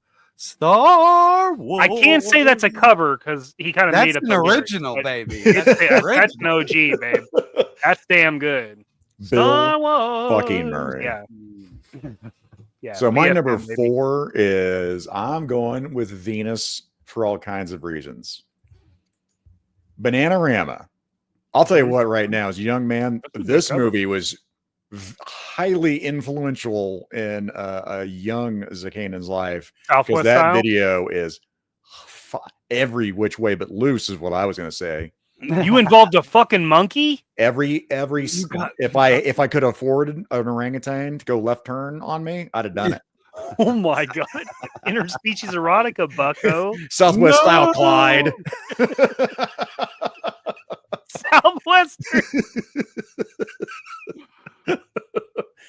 My God, this video is fire. But wonderful. Also, I mean, there's a reason they use this version in, commercials throughout time. This song is just fucking amazing, man. I mean, I know I got nostalgia berries going on, but this is also in a playlist. I love hearing this. I mean, if when I listen to radio, traditional radio, it came on, boom, that song is fucking on. There's something about it. But again, it wasn't just the video, because I'm gonna listen on radio.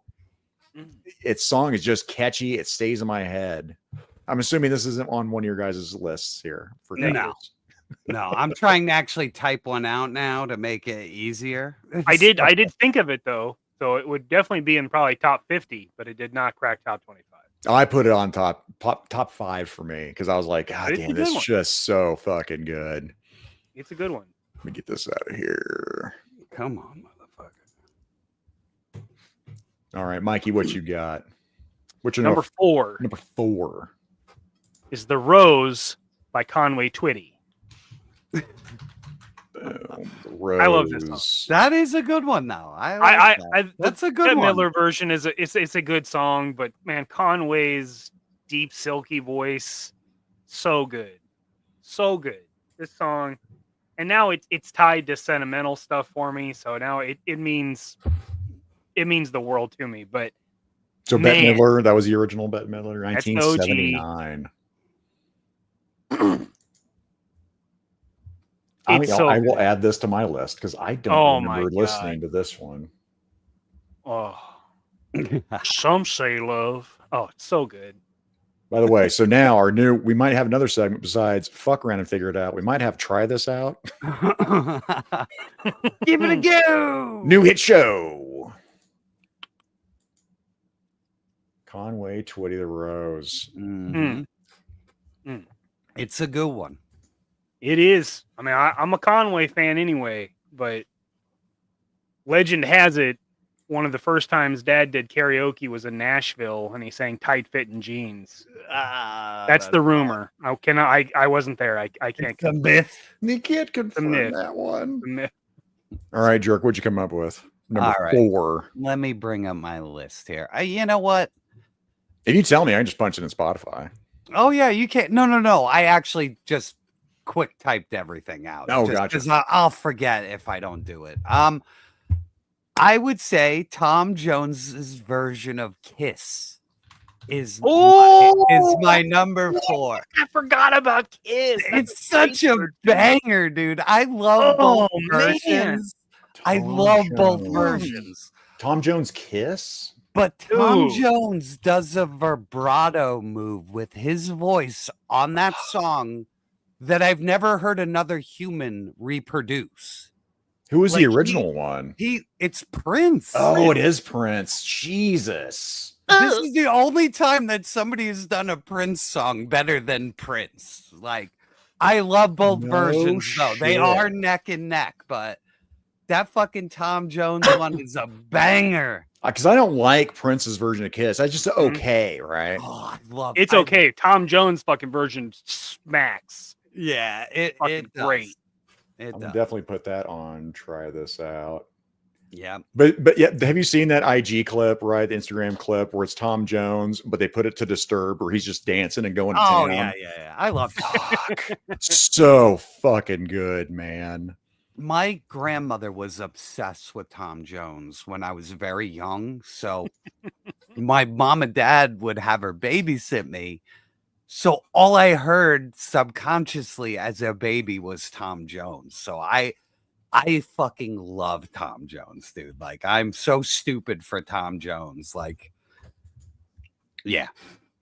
Tom Jones is one of those artists that, like, when it pops up like on a random playlist or something, there's no skipping it. No. Like What's new, pussycat? If Delilah just randomly comes on, yeah, I'm going into it like fucking Jeremy Renner in that movie. Fuck like yeah, I'm going dude. American Hustle on this shit. Oh, love Did it. Tom Jones do Unbelievable? Because I fucking hated Unbelievable. No, not that I know of. Like, if he did, I didn't listen to it, so I couldn't tell you on that one. I don't know about that. I don't know about that. Nothing compares to you. Yep. Boom. Man, we're back to me again. Number 3. I'm gonna get this removed here. Go show on stage. I think I got it down, Mikey. Ooh, I got it down, Mikey. Got it? I think I got it. All right. So okay. 3. I make sure. Oh man, I did mess up my. Oh no, I did mess it up. Okay. No. I got one extra one in here. I got to mix it up for 3 here. All right, hang on. I'm gonna go here. I kept with Mikey pre-show. I'm like, how am I off? I know I'm off. Where?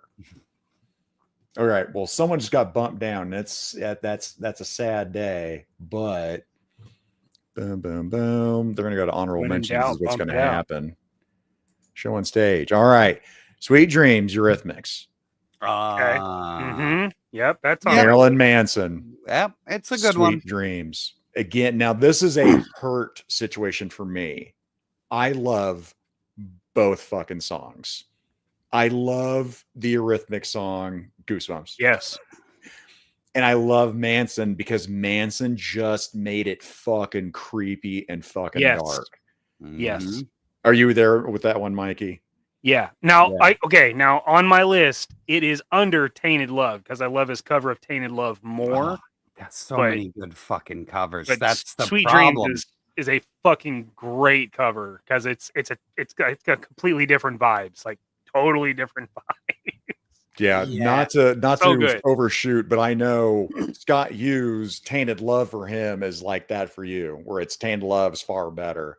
And for me, it just was like I just bumped it. Yep. Because Tainted Love is also that's the superior Tainted Love on Manson. Well, I agree. I would say 99% of all Manson covers are bangers, though.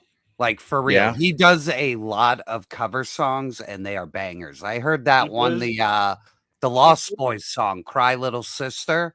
Oh, I don't think I've heard that one. Dude, his version is probably the second best version I've heard of that fucking song, dude. Like, my buddy at work has it on his fucking playlist, and I was like, damn. I was like, Manson fucking killed that cover. Like, it was unbelievable. So, definitely, that theme for Lost Boys, Cry Little Sister, fucking put that on your list immediately. Like, that is a cover. Okay, guys, you're gonna see me do it live here. All right.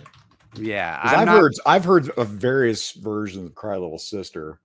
Yeah, like Manson. Yeah, dude, his is fucking awesome, man. Like, I was shocked.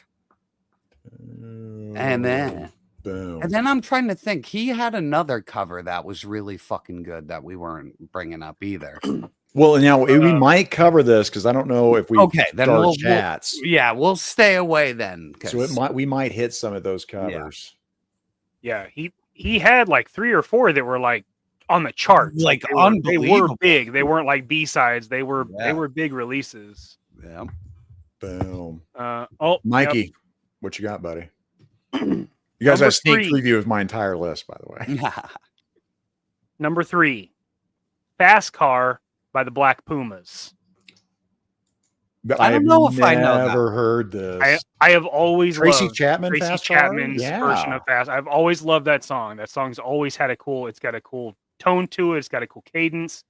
Really good. But the Black Pumas with that added soul, oh man, it's good. Luke Holmes can suck a stiff one, but the Black Pumas fucking slay on this song. Let's go here. Yeah, Fast Car, Tracy Chapman. Go ahead, Jerk. Great song.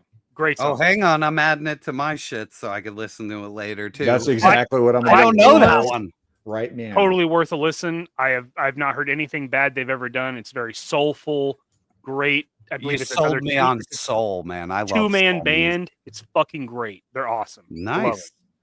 Yep. Just added that into my playlist. Put that in tomorrow's shit. Boom.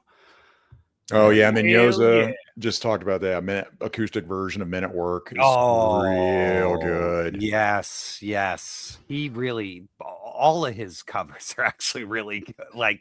Or his acoustic versions are good. So yeah, Lou and Scott both kind of back to back here in the chat said,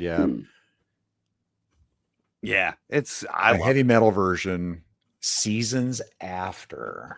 Interesting. Well, I'm gonna put that up there. Seasons After. Put that in your list.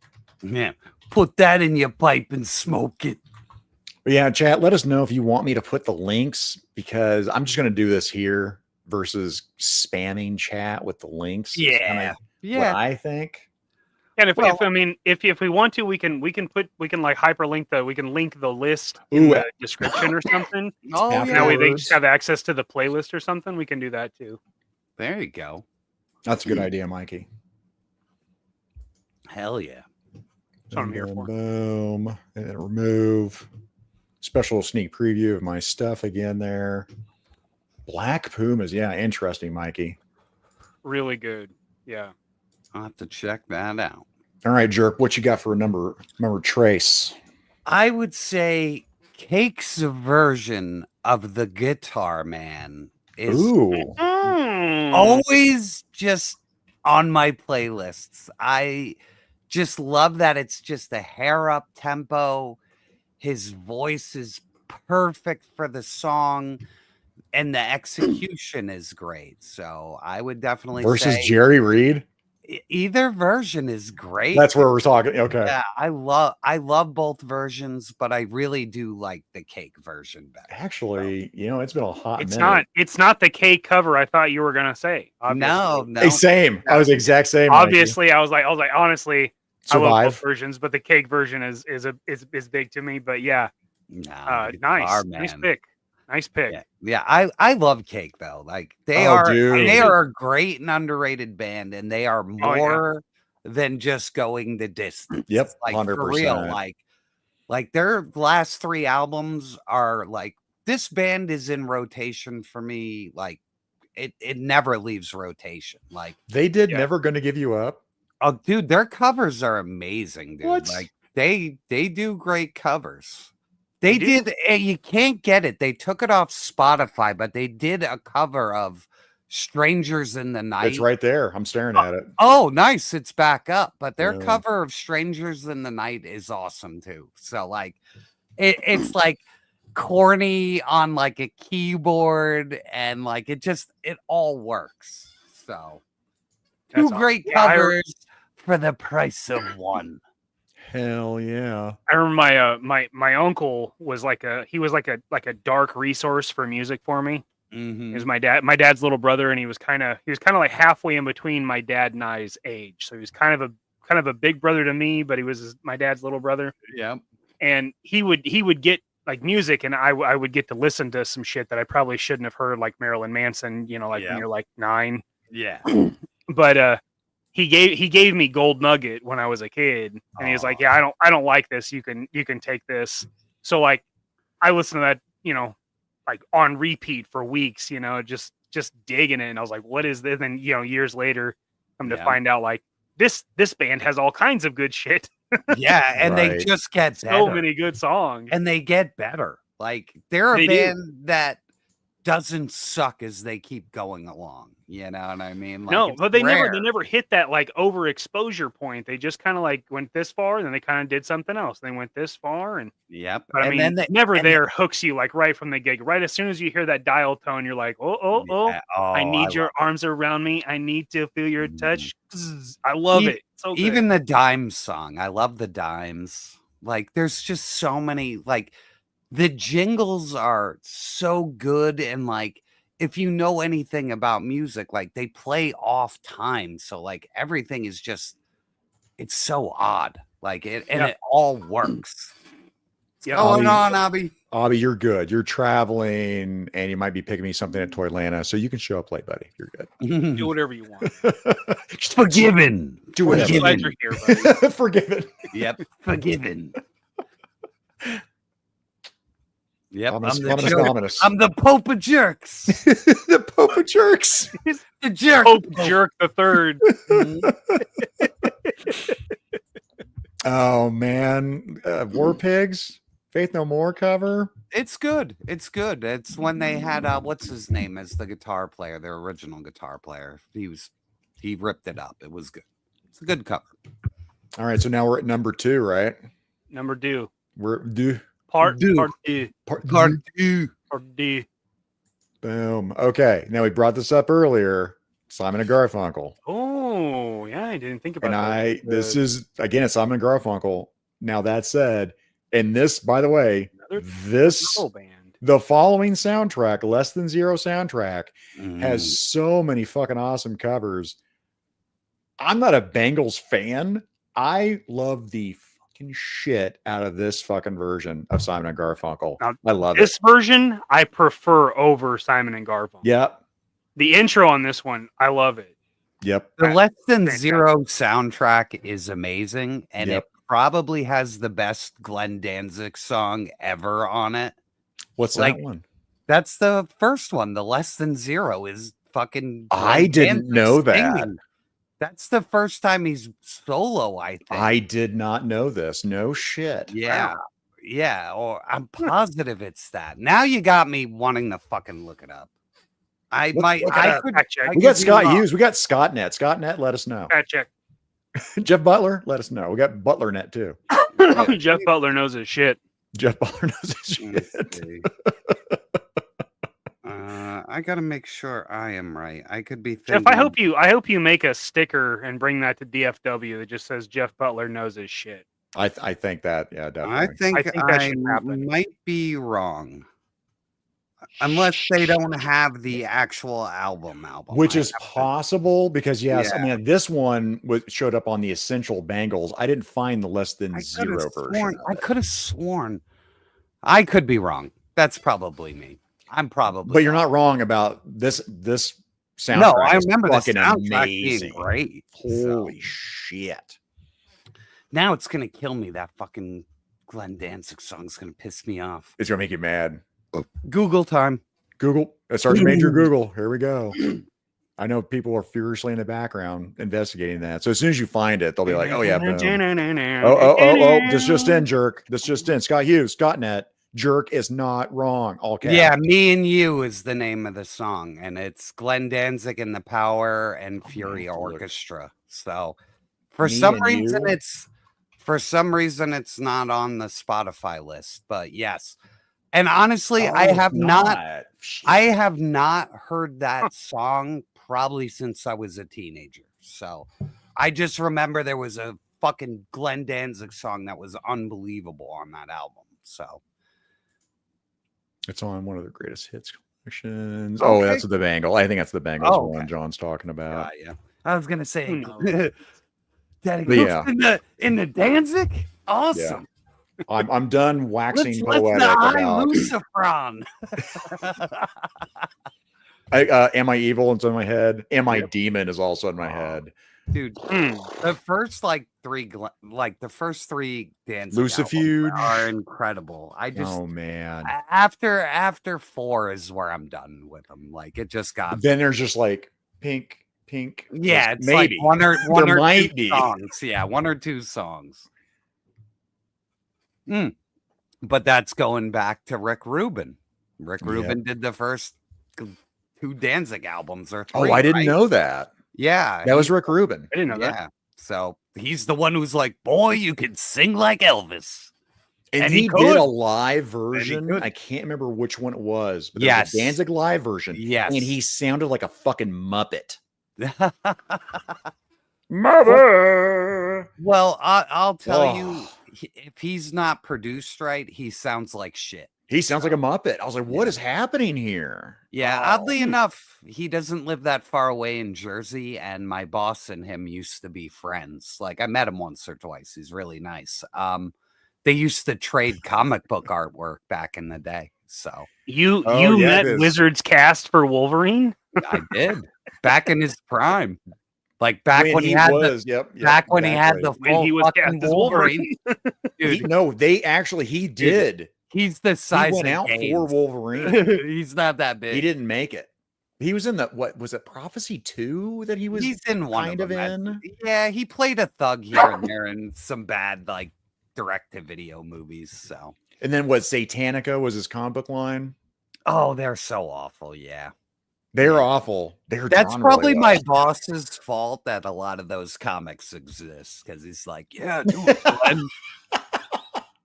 You should do this. Yeah, spend all your money and get Simon Bosley to do all the covers. You know, I bought him too. Yeah, it's not like those covers aren't like thousands of fucking dollars for Glenn to have to purchase. So I get it, they're bad, but goddamn, did I buy them because of that shit right there? Oh, I was like, I'm such a mark.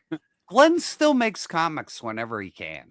So, like, you'll see stuff for sale, like graphic novels, extra covers. So. Yeah, Simon Beasley, Bisley does, a comic cover. I don't care what the comic line, I'm going to buy it. It's just like Jokerized. I'm the fucking mark for Todd McFarlane. I love the shit out of those things. He made all the best fucking, what's it called, Lobo covers. So, yeah. Oh, yeah. We talked about that, too, when I visited about that and Giffen. Yep. Let me let me help you steer the ship back to where we're supposed to be. What? Mikey, what are we? You, Mikey? What's going on? 2. What you got, Mikey? My number 2 is a fairly recent one, actually, and I think Dad will agree with me on this one. But it's "Blank Space" by I Prevail. Ooh, I Prevail. Gasoline's one of my the Taylor Swift song "Blank Space." Performed by I Prevail. This song is fucking good. And it was T Swift? It was Tate All Swiftler. Boom. Let's get there. Performed by I Prevail. There it is. Yeah, because I Prevail is a good fucking band. They're a good band. And this fucking song is dope. Yeah. Keep talking. La la la. Yeah, no. I just hung it by for half a second. It's transformative, YouTube. God damn it. Yep. It was in my butt. It was making different sounds. You know what? Well, I'll make fun I was cup farting all day long. T Swift's got some good songs. She really does, man. Oh, I agree. I actually really like most of this album, but I Prevail's version of Blank Space. I'll check. I'll definitely check this out because I love I Prevail. And you've not heard this? No. Woo-hoo, I'll definitely have this on. Yeah, I haven't heard it either. So, like I said, I just put it on the list. So sweet. I just saw this. I didn't expect that to be on anybody's list, but yeah, I knew you were trouble. I really enjoy that song, and then I knew you were goat. Shout out to Chad, who I didn't know at the time when they came out with I Knew You Were Goat. The I Knew You Were Goat version on YouTube is gold. I would highly suggest everyone watch that version. That should be on my covers, really. But it's not really a cover. Yeah, Papa Kukovic is agreeing with you. Lou Crosso. All right, Jerk. What are you thinking for your number 2? All right. It's a classic. It's Viva Las Vegas. Ooh. Covered by the Dead Kennedys. I love their cover of Viva Las Vegas. So that one is always in a playlist too.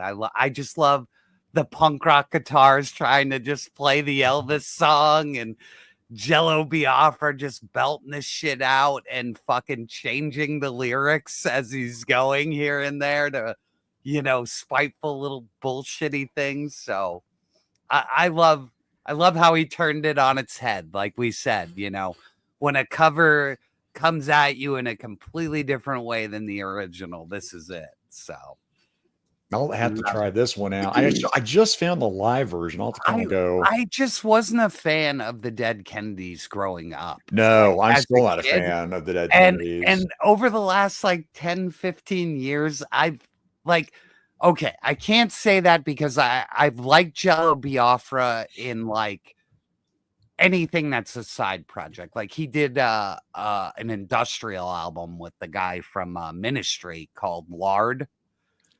Both Lard albums are amazing. It's basically industrial heavy metal with Jello Biafra singing. Lard? Yes, Lard. Okay. And there's Fork Boy. I'm trying to think of and I also liked Jello Biafra's country album with Mojo Nixon. That fucking album is out of control. But I didn't like the Dead Kennedys until 15 years ago, so it's kind of something new for me. It's it's blasphemous, but I didn't listen to Led Zeppelin until I was almost 30 years old. I wasn't a Led Zeppelin fan either, along with Pink Floyd, until I was probably into my early 20s. And now Led Zeppelin is one of my favorite bands ever. Now I listened to here's and there's and knew about them, but I didn't go through the discography and really give it its due. And when I did, I was just now I'm gonna just listen to Led Zeppelin for oh my god, yeah, man. Yeah. Someone said it earlier. Dread Zeppelin. I love Dread Zeppelin. Dread Zeppelin's hilarious. Mikey, have you ever tried out Dread Zeppelin? No. You 100% should try out. Their singer is a big fat Elvis. It's Elvis doing a mashup medley of Elvis and Led Zeppelin. Yes, that sounds entertaining, dude. I was like, "What is this bullshit?" And I listened to it. I was like, "That's really fucking catchy." It's funny. It's funny, and the gimmick's been going forever. They've been doing Dread Zeppelin since I was a child. So yeah, and he's always just been a big fat Elvis train wreck singing fucking Led Zeppelin. That's pretty great. It is. And if anybody who can make a career being an Elvis doing something else, congratulations to you. Oh, yeah, no shit. True. And those medleys are so fucking good. They are. They're fun, dude. I'm not going to lie. Heartbreak Hotel? It's like Richard Cheese, Yes, when he gets a hold of something, sometimes it's just fun like that. So. God, we're at number 1 now. I got it. Boom. Mikey, is our number 1 the same, or did you change it up when you found out mine? Oh no. That's yours is my number 6. Okay, got it. All right, so Jerk made fun of it earlier. Sorry, I'm a fucking mark. Sorry. There's nothing wrong. It is an amazing cover. Because Bob Dylan, I enjoy the Bob Dylan song. I don't love the Bob Dylan version of this, right? I'm not a Bob Dylan guy. Okay. It depends on the Bob Dylan, right? I'm not going to lie to you, Zakainen. This guitar lick is nothing gets my blood pumping more than Jimi Hendrix ripping the shit out of this song.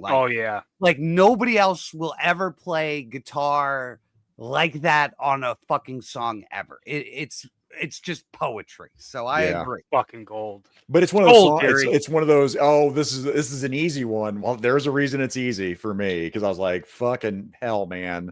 I've listened to this. It's on so many playlists. The starting riff, good luck learning that as a guitar player. Just instantly. It's like, look at my dick. It's 5 miles long. Yeah. I'm going to play left-handed behind my fucking head. Exactly. I mean, he's a showman and he was an artist. I mean, Jimi Hendrix, again, another guy gone too goddamn soon. Fuck, man. Incredible. so many that we lost during that fucking time period. Like, whoa. Again, at that throughout specific time. age. Yeah. But yeah, this one for me was an easy one, man. I mean, every time they put it into a show when they do, God, I hate it. This is the one show that I hated. Yes. The show that I hated is when they put it in Battlestar Galactica, the new version of Battlestar Galactica. When they put the song in there, I'm like, why did you put the song in here? Stop it. I didn't like it. Was it Katie Sackhoff dancing? That would have been okay. I mean, I would have been okay with that. Fine. Sure. I don't think she did though. God damn, I love Katie Sackhoff and the fucking Battlestar Galactica. Remember in everything. I've never not liked Katie Sackhoff in anything. Longmire, real good in Longmire. Oh my god, real good. Oh god, like Chris Farley in that lay off me, I'm starving. All right, Mikey. What's your number? Or sorry, number one. I'm sorry. Number one. Uno. Billie Jean, Chris Cornell. Ooh, that's a good one. I don't know if I've heard this one. Yeah. Dude, Chris Cornell's cover of just about everything is fucking fantastic. It is. I'm not gonna lie. Dude. This one and Nothing Compares. Right up there, man. This song is so good. I'm definitely add this to the list. I don't remember listening. Okay, Zakainen, Carry On as an album is fucking amazing. Like the entire album, good. Like his 2 solo albums. Now, I will say Europa, the one before this, is the greatest thing Chris Cornell's ever done. Like his first solo album by himself is fucking phenomenal. Like the follow-up is good, but that first one, holy fucking shit. That's an album if you listen to that shit. Yeah, I'm gonna have to. I go to his discography when you're done. I know it's Europa something. Now it's killing me. I want to know the name of the album. Hell, I just do it right now. Watch this shit. Boom. Yeah, because he shouldn't have more than 3 real albums. Songbook, Higher Truth, Carry On, Patience, Euphoria Morning. That's it. That fucking album is amazing start to finish. Save that to your library. And try that out. For me as a Cornell fan, like the Audio Slave stuff this is 1,000 times better than the Soundgarden stuff. Audio Slave. I love his ensemble stuff, but his solo is fucking top tier. Yes. Shit. And these 2 albums are almost so different from each other too, because like the second one is way more produced, whereas the first one is very visceral, like more raw. Like it's more like Bad Motorfinger. Like it's very raw in that regard as far as like production goes.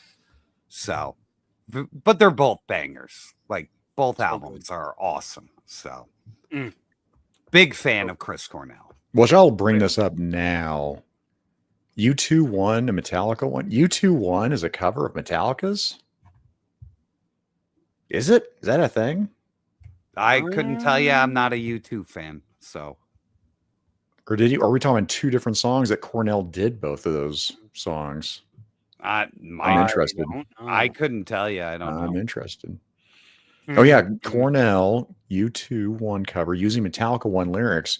What the fuck? Really? Weird. Okay, well, shit. Let me look at that up.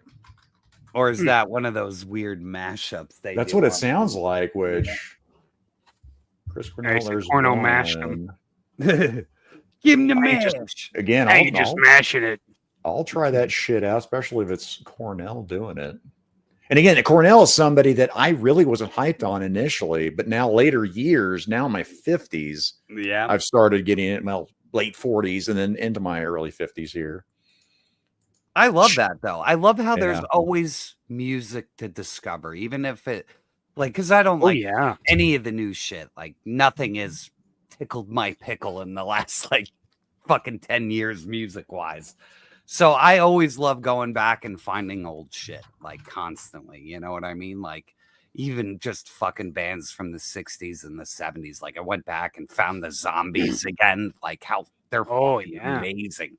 Amazing. So I love just going to my dad's house and going through his records and being like, oh yeah, I forgot about that band. Oh yeah, I forgot about that band. Oh yeah. So I love that shit. Yeah. That's why I'm liking this whole conversation, honestly, because I mean I'm just adding songs. Yeah. That's something else Scott Hughes and I do late at night, right? And early into the wee morning. He's like, hey, watch this video. Hey, watch this video. I'll give you guys my Spotify information so you can hell yeah. listen to all my playlists. I have like years of playlists of crazy shit. So hell yeah. You are more than welcome to it. Well, now we're talking about Jerk's number one. Oh, yes. And my number one is very close to yours, Zakainen, except for it's Stevie Ray Vaughan's Voodoo Child. Voodoo Child. Okay. Okay. Stevie Ray Vaughan is That's good. Okay. I love Jimi Hendrix. Stevie Ray Vaughan is a better guitar player. I would argue that. He's not a better songwriter. He's a better guitar player. Mm-hmm. If you see any of his live videos, you will understand. You have to see him do it live to understand what he's doing. But no one on earth can play guitar like Stevie Ray Vaughan, and he takes Voodoo Child and kicks it in the motherfucking balls. Oh, definitely. Yeah, he does. I've listened to that version. He does the same thing with Little Wing and Red House. Two of the fucking destroys them. But the raw power, the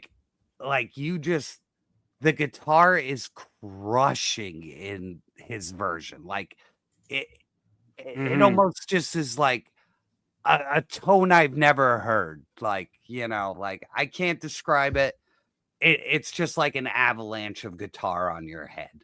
It's like the guitars on heroin too. It's absolutely, both of them are on a wild ride. And I would recommend to anybody, go on YouTube and watch him play it live, and you'll be like, I've never seen anything like that in my life. You will literally see pieces of his fingers flying off while he's playing it. Wow. Because he used to literally, after a show, he would look around on the floor and pick up his fingertips and glue them back on.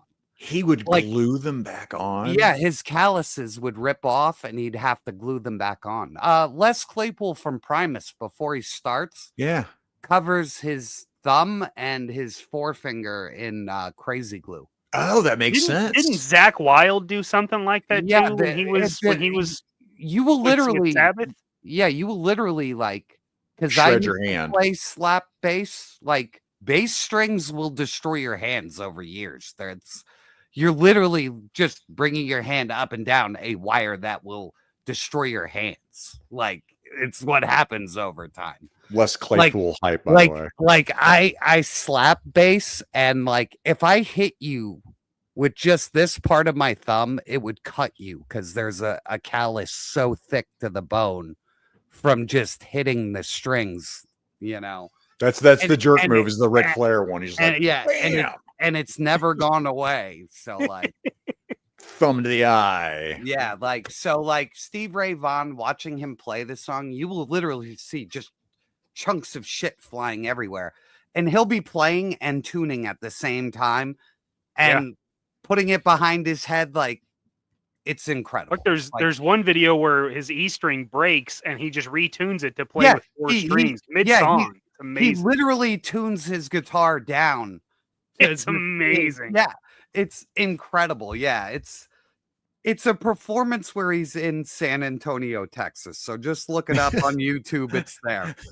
Where was it? I'm sorry, Tristan. It's while those in the front row get more than a pick flung at him.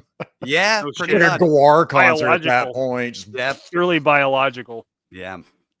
Yeah. So I would say just my flyby list. This would be my flyby covers. I like the flyby list. Right, just because doing it off the cuff. Because the one time I did it where I fucked up or animated, I was like, "I'm doing films." Mikey's like, "We're not doing films, remember?" Yeah, shit, you're right. Shit on me. All right, here I do off the fly. I love doing it off the fly. The more you guys do this, you'll see that it just gets easier to do it on the fly. I used to just prepare and get overtly ready, and now it's just as long as my slideshow's done. Then do it.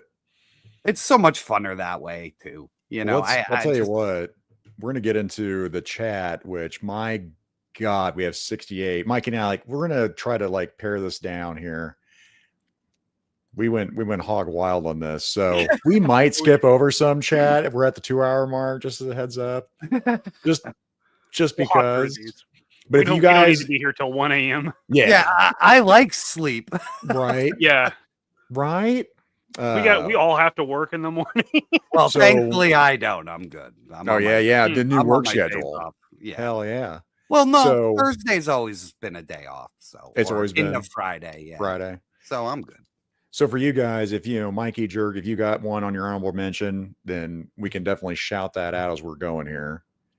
Tristan over there in Australia, Ugly Kids Joe's Cat in the Cradle.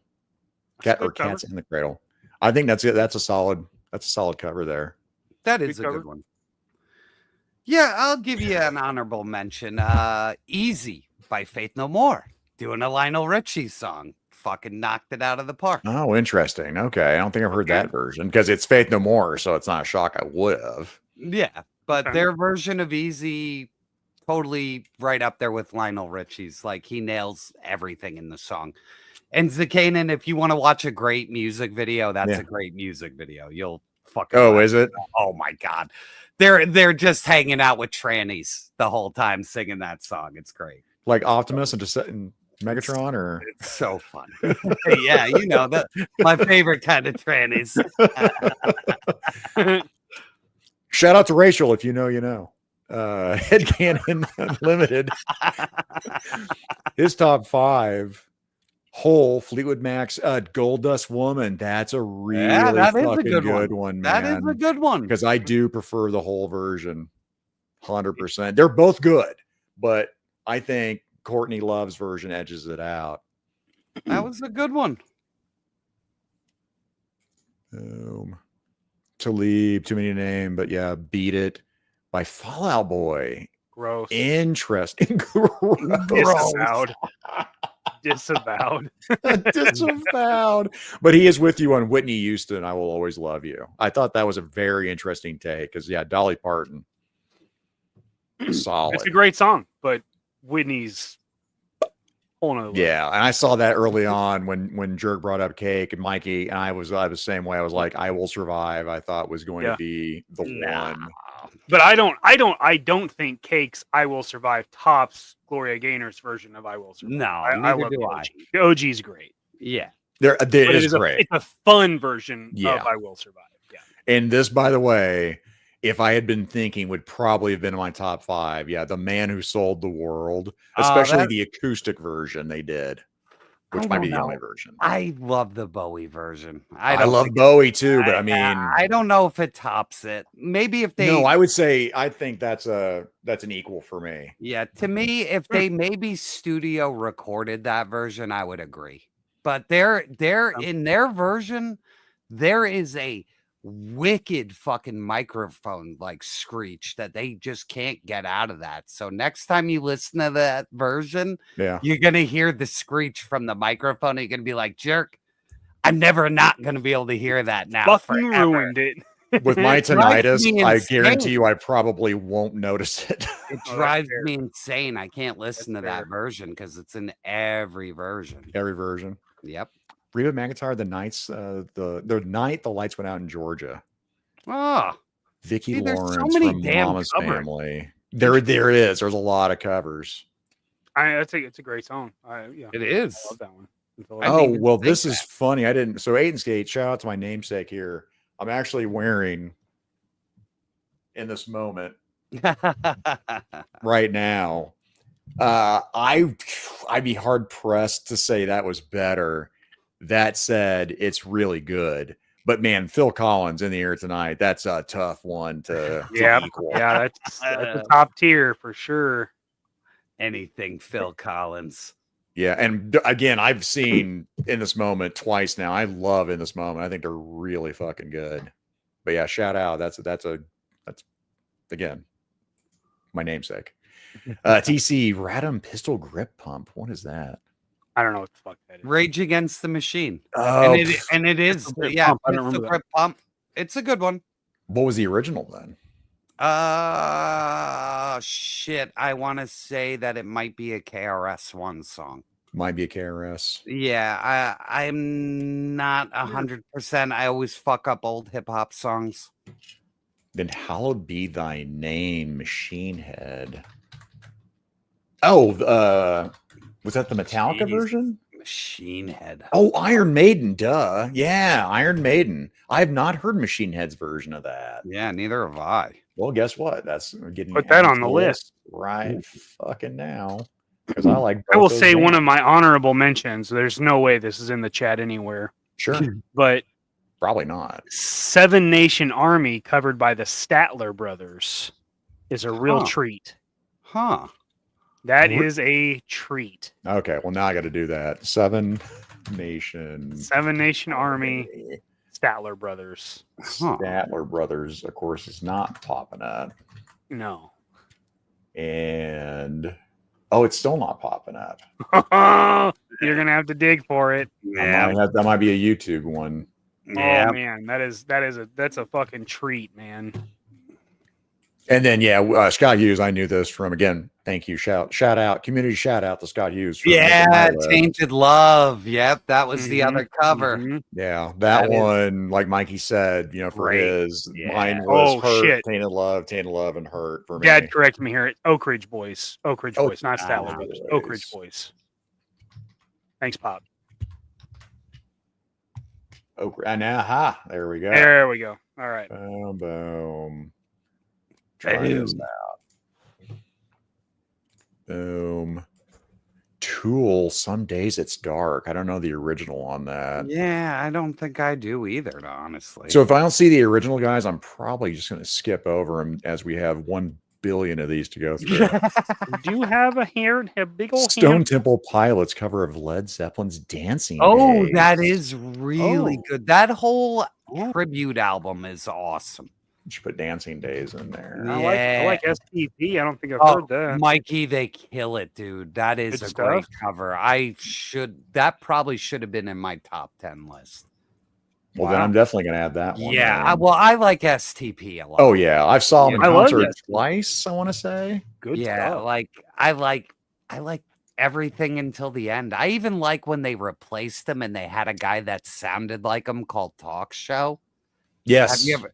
Yep. Talk Show is a great fucking album. It's just like a lost STP album. So yeah, I would agree. I would highly recommend that to anybody if you like STP. And Last Caress. So everything on Garage Days Revisited is my album that's hidden back in that fucking corner over there. My vinyl that Scott Hughes hates vinyl, but again, it's for aesthetics. But yeah, everything on Garage Days. Bread Fan, they're all covers on Garage Days Revisited, and they're all fucking bangers. Never listened to the album. I gave up on Metallica back then. So yeah, I'm not a fan of Garage Days. Oh man, I love that one. Yeah, I gave up on them once they did the Black album. I was like, you sold the fuck out. I'm done. Well, Jacob over there in one of the deserts in the world, not to dox him, but yeah, Holy Diver by Killswitch Engage. Interesting. I don't know if I've heard that. I have actually heard that. That is a good version. That really is. I might have to put that on there because Voodoo Child, he had that. Child, that's definitely. Yeah. Yep. Sabotage by Korn featuring Slipknot. I've seen that a couple times. Come Together Godsmack. I'm not familiar with that version, but I love Gary Clark Jr.'s version of it. Land of Confusion Disturbed, I would say, is equally, if not better, than the original. I think that one's on par. That's a pretty good remake, but I don't think it's again better than Collins. But Corey's Wicked Game. But his Infernal Majesty, shout out to Talib. To me, nope, you can't beat Isaac's voice on that. I couldn't. Nah, only one guy could sing Wicked Game. Even though he's a toolbox and a shithead. Oh, I know nothing about him, but yeah, Wicked Game is a fucking amazing song. Yeah, in video. Yeah, I'm a big fan of the original. Willie Nelson's version of Poncho and Lefty by Towns Van Zandt. Yeah, really? Don't know that one. That's for sure. I mean, I like Poncho and Lefty, a little Poncho Waylon and Willie. anything Johnny Cash does is metal. So I will say I don't know if I've heard his version of Personal Jesus but is good. That is good. Yes, I forgot about that too. Yep, that's a gooder. This is, by the way, my namesake. No, this is garbage. Anything made by Metallica, like Whiskey in a Jarro, Turn the Page, is crap because I never liked the original version either. Yeah, I don't think it tops Bob Seger's version. It's crap. Crap. I just did, man. Whiskey in a Jarro and fucking Turn the Page. The OG versions, I don't fucking like either one of them. The HEC, Nah Dog. My number one is White Horses by the Bangles. Hot Chicks and Horses. Hell fucking yeah. Hell yeah. This is another one I don't give a shit about. The Knocking on Heaven's Door by Guns N' Roses. I'm not a fan of that one. Or Mr. Brownstone. I like those. No, Mr. Brownstone's a fucking banger. They're fun. I like Brownstone. I like My Michelle. I like Night Train, but their covers I don't care much for. It's so easy. Yeah. Best Ever to Head and cover Dolly Parton and Heart. I don't know if I've heard that. Neither have I. That's a fucking weird one. Heart, I could see killing that. Dolly Parton, that's an interesting one. Yeah, that's a weird one. Oh, hell, I didn't know Mastodon did a Stairway to Heaven cover. Well, I'm going to put that on my list. Just I've heard it. I heard that one. I don't care if it's good or not. I that like one I know. I got to try it out. Hell yeah. Unfortunately, I'm going to make the show longer just by doing that shit. That's true. But yeah, Dred Zeppelin. Yeah, then Yoza said it earlier. Yeah, Mikey, I definitely would check out that. Plan 9, Better Than the Misfits. Don't know the context of that one. We covered the Gold Dust Woman. Yep, definitely. Another Cats in the Cradle popped up. Wild Thing by X, cover of the Trogs original by X. He got me on that one. I really like the Trogs original of Wild Thing. Well, and here's a couple back to back here. Was Go Your Own Way, Seaweed, and then it was Headcanon was Go Your Own Way by the Cranberries, just back to back on that. I thought that was interesting. The Cranberries one is a good one.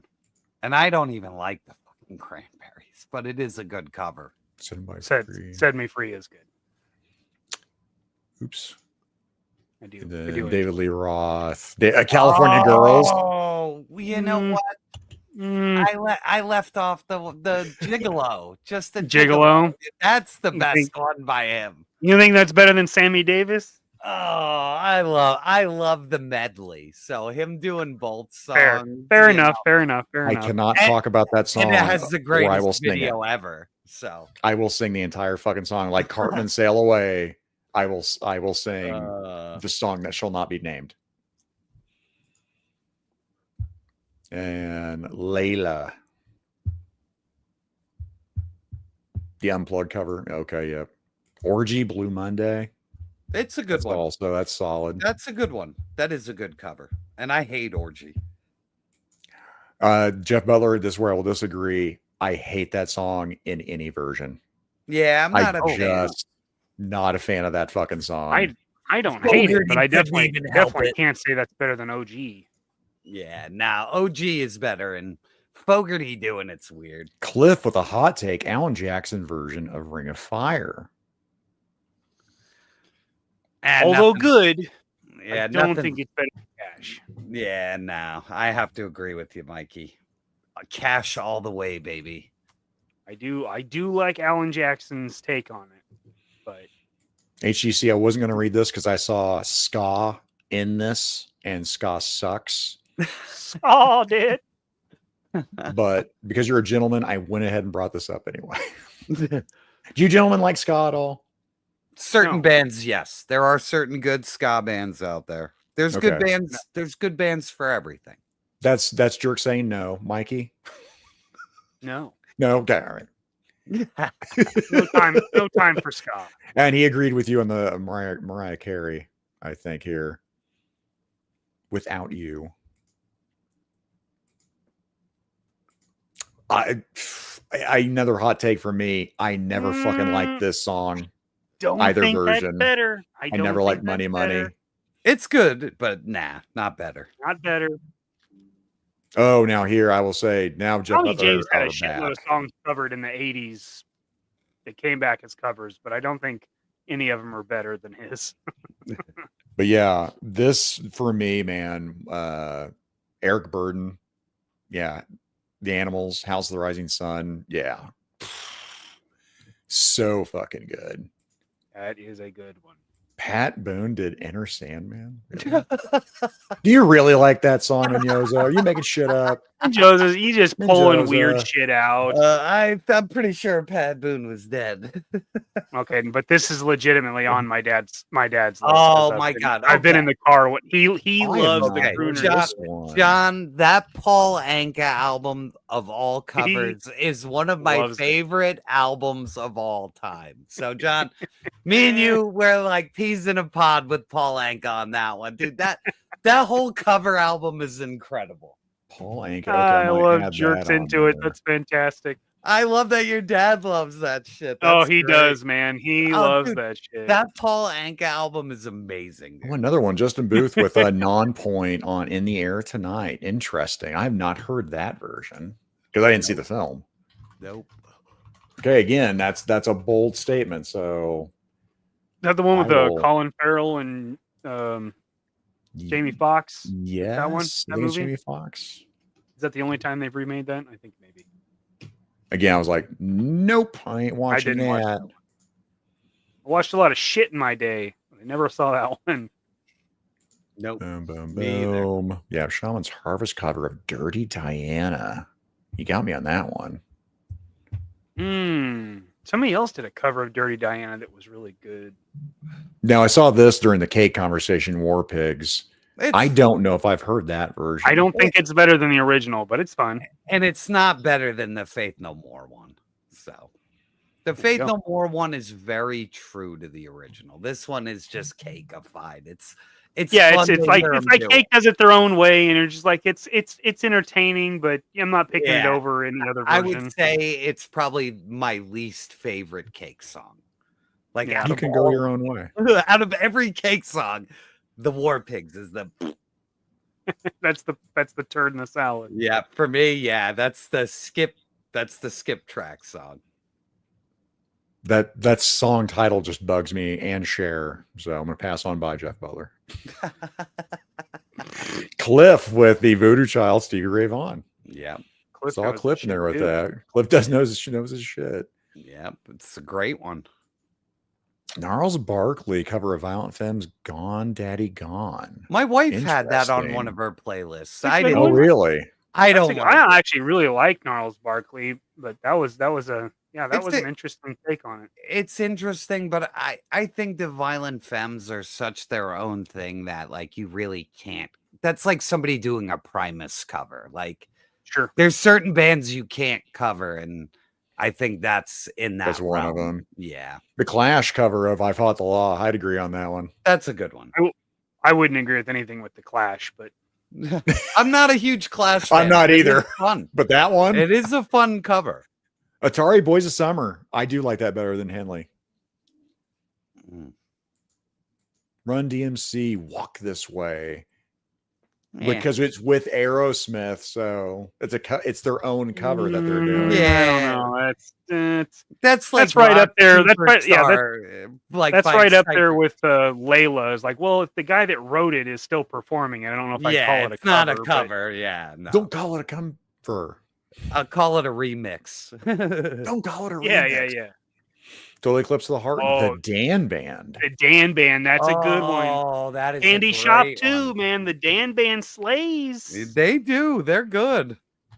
Let me try that one out because I have not heard of the Dan Band. You have. Yeah, they're in the you've Wedding seen Old Crashers. School, you've seen Wedding Crashers. Old School. I have seen Wedding Crashers. It's been a long fucking time. The joke is they add fuck into every cover song. Like he sneaks. Yeah. The Oh, word well then, fuck. yeah. Shit. Why haven't I listened to the hilarious. Dan Band more? Fucking Total Eclipse of the Heart. Yeah, it is great. Yeah, his Total Eclipse Fantastic. of the Heart. They have another cover they do that's amazing like that, though. Fish is terrible. I'm sorry, Samuel Edwards. I know this is Fish. HTC. Get out of here. I'm sorry. I do not like Fish. They're a jam band. If you like jam bands and musicianship, they're good. But I like both, and I hate Fish. Like, not my jam. The only time I can handle their singer is they did an album with like Les Claypool, the head guy of Fish, and Stuart Copeland did like an album together. Yeah, called what the hell is it? It's something Oysterhead. And that album's actually pretty good, but there's still a little too much Fish influence in it. So it's a little too fishy. It's too jam bandy. Like they're fucking. I don't even like jam. I like preserves. Oh no. Yeah, I'm sure Fish is good if you have like 22 hits of acid in you, and you're like, in a field listening to them. Or during Lent, if you've given up good music. If it's acid, I think Grateful Dead versus Fish. Yeah, I'm just saying, like, there's no situation that will make Fish good. Fair enough. Honestly, Gary Clark Jr., if he covers anything, I'm probably going to like it. He's one of the best modern artists in my book. But yeah. I did not know that what in the butt. I didn't know about that cover. I apologize as we're flying through here. Because we're done with comments because it's 2 hours, 26 minutes of us into this. We did a lot. We did a lot. We flew too close to the sun on wings of pastrami. Yeah. Flew too close to the jerk. That's my middle name. Wings of pastrami. I gotta check one thing here. Because we're gonna wrap things up over here. Well, Jerk, why don't you do that? You guys, what do you? I know some of the things that you got coming up. Plug yourself. Shout them out. Sure, I will do the plug train again. Review will be up. Well, a review is up right now for channel members. Okay, so if you're a channel member, the Beetlejuice review is up. If not, tomorrow 4:00 for everybody else. Saturday night, me and Gaines will be on the 3POA. And then Sunday, I will be at the Newburgh Toy Show selling toys and hanging out and meeting everybody. So if you are in the tri-state area, Newburgh is maybe 45-minute drive, depending on where you're at. Very fast, easy to get to on and off the highway. So definitely come check us out there. Duarte Studios is going to be there. My boy Toy Gaines is running the thing. And Articulated Ninja will be hanging out. He does not have a table, so don't expect him to have a table, but he will be hanging out for a good chunk of the day at my table and Duarte's table. So if you want to meet the gang, come on down. Hell yeah. I'll put some links in there for both that show. Yep. And then we will have a follow-up on Monday for Gaines' show. So we'll have a sit down and we'll talk about, the Newburgh Tour Show on Monday. Oh man, I think that'll be a good discussion there. I'm very hyped to hope, I'm hoping that just like blows up is what I'm hoping so too. So, the more plugging we do, it'll be good. And, like Gaines always sweats it, and then we see the huge line out the fucking door, and I'm like, I told you, motherfucker. I told you. Yeah, so you have little faith. Yeah, so I feel a little bad that I can't go up there Saturday to help set up the room because it is 170 fucking 6-foot tables. And the show's on Sunday, right? Yeah, to set up. So, I always feel guilty if I don't help. So I'll be feeling guilty on Sunday. Somehow you'll find a way to deal with it. Well, if I didn't have the 3POA on Saturday night, I would have went up. But, Right. That should be a fun show there Saturday. Oh, yeah. It'll be fun. That's always a good time when you're on the 3POA. Laser's got the best fucking thumbnail. The fucking, what's his name? Moist Critical. Yeah, Charlie. The Moist Critical thumbnail was fucking hilarious. Because I was like, what are we calling you on this when he put it in the members chat, right? I was like, are we doing Moist Pants or Critical Laser? Like, what's happening here? I thought it was hilarious. So, yeah, my plugin's easy, I think. Oh, I cut you off, Jerk. Do you have another one? No, I was going to say that's it for me, honestly. So. Monday, one of us goofballs will probably be on there. Probably both of you guys. So. One of us, two of us, who knows what's going to happen Monday. I could almost guarantee it. So, you know. And then before that, so Rumbling and Ranting, I didn't get a confirmation on my guest. So I'm not going to shout it out yet. I'll leave that as a mystery guest. Unless it falls through, I'll just be me, or maybe I'll go, hey, Mikey, do you want to jump on? Yeah, we can always do that. We can always play with that. And then I don't have anything other than Thursday, Mikey's channel, and we didn't get a confirmation either, did we? He just liked it, that dick. If he liked it, I'm saying that's confirmation, Mikey. Yeah. What, for next Thursday show? For next Thursday. You'll get him. You're fine. I'm not going to ruin it. But then I'm going to pass it over to Mikey. You do it. You guys will get it. Or if you just want me to be like, hey, Bonehead. Next week. Maybe Toy Games. Maybe.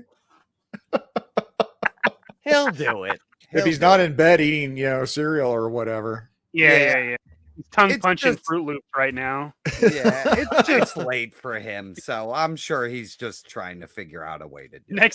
Next week, we're not going to do this because Gaines absolutely has an early day. Yes. So next week we'll keep it tight. This week we ran a little loose. Oh, it's fine. For me, it doesn't matter. My week, I got my Yeah, I got my video done early. I got to relax here. Like normally I'm like, oh God, this, that, the other thing. I'm, it's just nice to be a guest sometimes. You know what I mean? So sure. That is true. That's true. He's eating my portion of cereal that I can't eat anymore. Son of a bitch. Not all heroes wear capes. Yeah, son of a bitch. We are definitely not going to work. I can't. I mean, there's a limit on how many hours I can live stream a night before I'm just diabolical. Which we appreciate it, brother. Yeah, you went to overtime. No, guys, anytime. And I kept telling you that. I'm like, guys, anytime I will come on. He's not lying, by the way. He's done it repeatedly, and we're like, no, we want to hit the nitrous appropriately. Yes, but I love you guys. I love having you on my show. So, the least I can do is come over and hang out with you guys and talk about shit I don't normally get to talk about. Oh man, this is a blast. Which is beautiful. I love to talk about music. I feel like we didn't even scratch the surface. Oh yeah. And that was just covers. I mean, then we went some rabbit holes, but I mean, there's a ton more in music that we can do. Oh yeah. I mean, anytime. We could just keep going down this list and we'd have plenty to talk about. Much less we didn't even get into all the honorable mentions either. Because we got plenty more we can do. We have probably like an hour. I want to sit down and talk comic books with Mikey. That's what I would. That would be fun. Shit. I would love. We could do another comic books one. We might have to do a comic book one. Yeah, we'll workshop like which comimic books we want to do on that. I think that'd be a lot of fun. I don't even care. Even if we just do a list of stories that we like, whatever. Favorite stories, favorite runs, whatever. Yeah. Hell yeah. Just like I said, if you bring me a topic that we don't normally get to talk about on the other show, like I'm happy as shit. You know what I mean? So. And Mikey, I know we went sideways on you on there. We Wednesday, are you doing some customizations on Wednesday? I think I will. Yeah, I think I'll go ahead and proceed with episode 7 of JMK Custom Works Live. We're getting really close. I have another color to lay down on the body. I got to do the gray, I think. I gotta do the gray, and then a little more detail. Got to finish painting the head, clear coat, and assembly. So we've got plenty to do. Probably won't get to all of that this Wednesday, but by God, we're gonna try. Hell. Guys, everyone in chat, appreciate you hanging around. Absolute fucking blast. Shout out to Jerk again for popping on here. Anytime, guys. We'll do this again. Fuck yeah. Oh, yeah. Part 2, definitely. Okay. Everyone wave, flex, dab, Then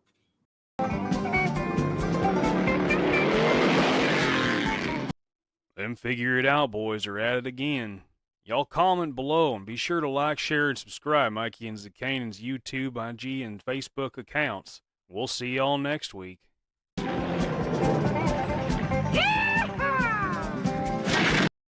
Hit it. I'm gonna get real weird with it. Do it. Do it. Let him watch. Let him watch.